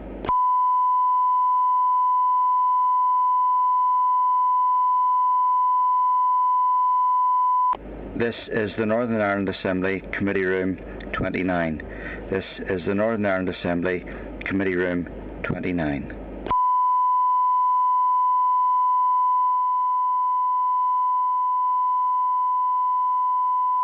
This is the Northern Ireland Assembly, Committee Room 29. This is the Northern Ireland Assembly, Committee Room 29.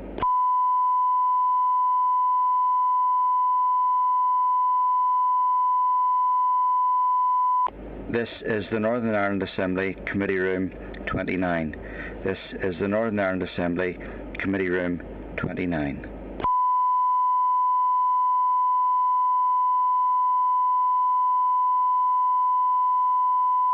This is the Northern Ireland Assembly Committee Room 29.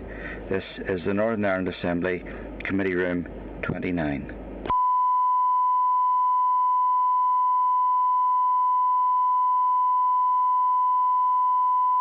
This is the Northern Ireland Assembly Committee Room 29. This is the Northern Ireland Assembly Committee Room 29.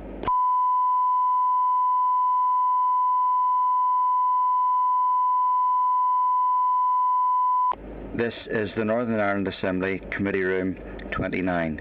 This is the Northern Ireland Assembly Committee Room 29.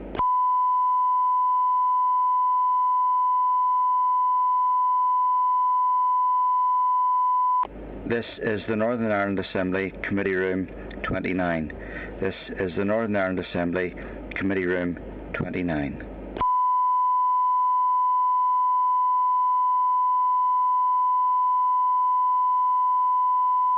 This is the Northern Ireland Assembly Committee Room 29.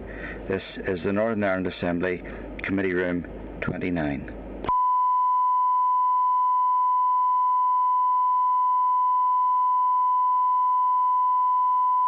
This is the Northern Ireland Assembly Committee Room 29. This is the Northern Ireland Assembly Committee Room 29.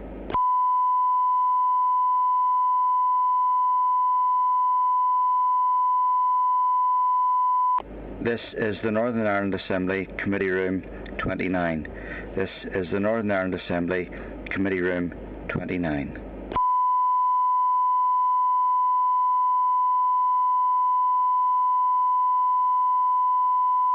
This is the Northern Ireland Assembly Committee Room 29.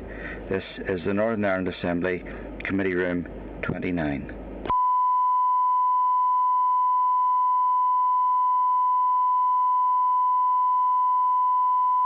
This is the Northern Ireland Assembly Committee Room 29. This is the Northern Ireland Assembly Committee Room 29.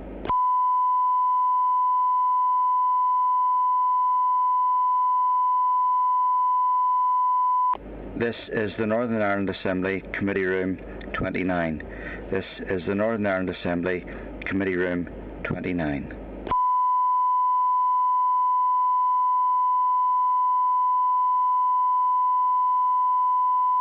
This is the Northern Ireland Assembly Committee Room 29. This is the Northern Ireland Assembly Committee Room 29.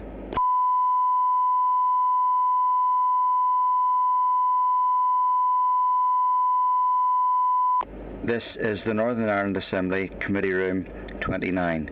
This is the Northern Ireland Assembly Committee Room 29.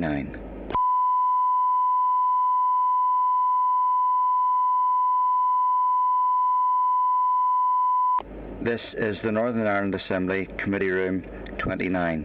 This is the Northern Ireland Assembly Committee Room 29.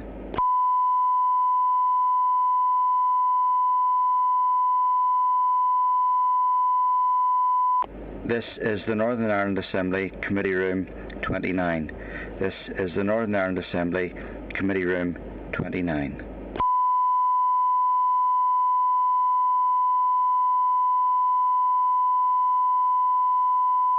This is the Northern Ireland Assembly Committee Room 29.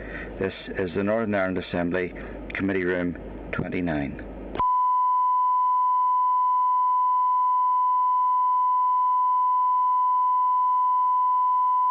This is the Northern Ireland Assembly Committee Room 29. This is the Northern Ireland Assembly Committee Room 29.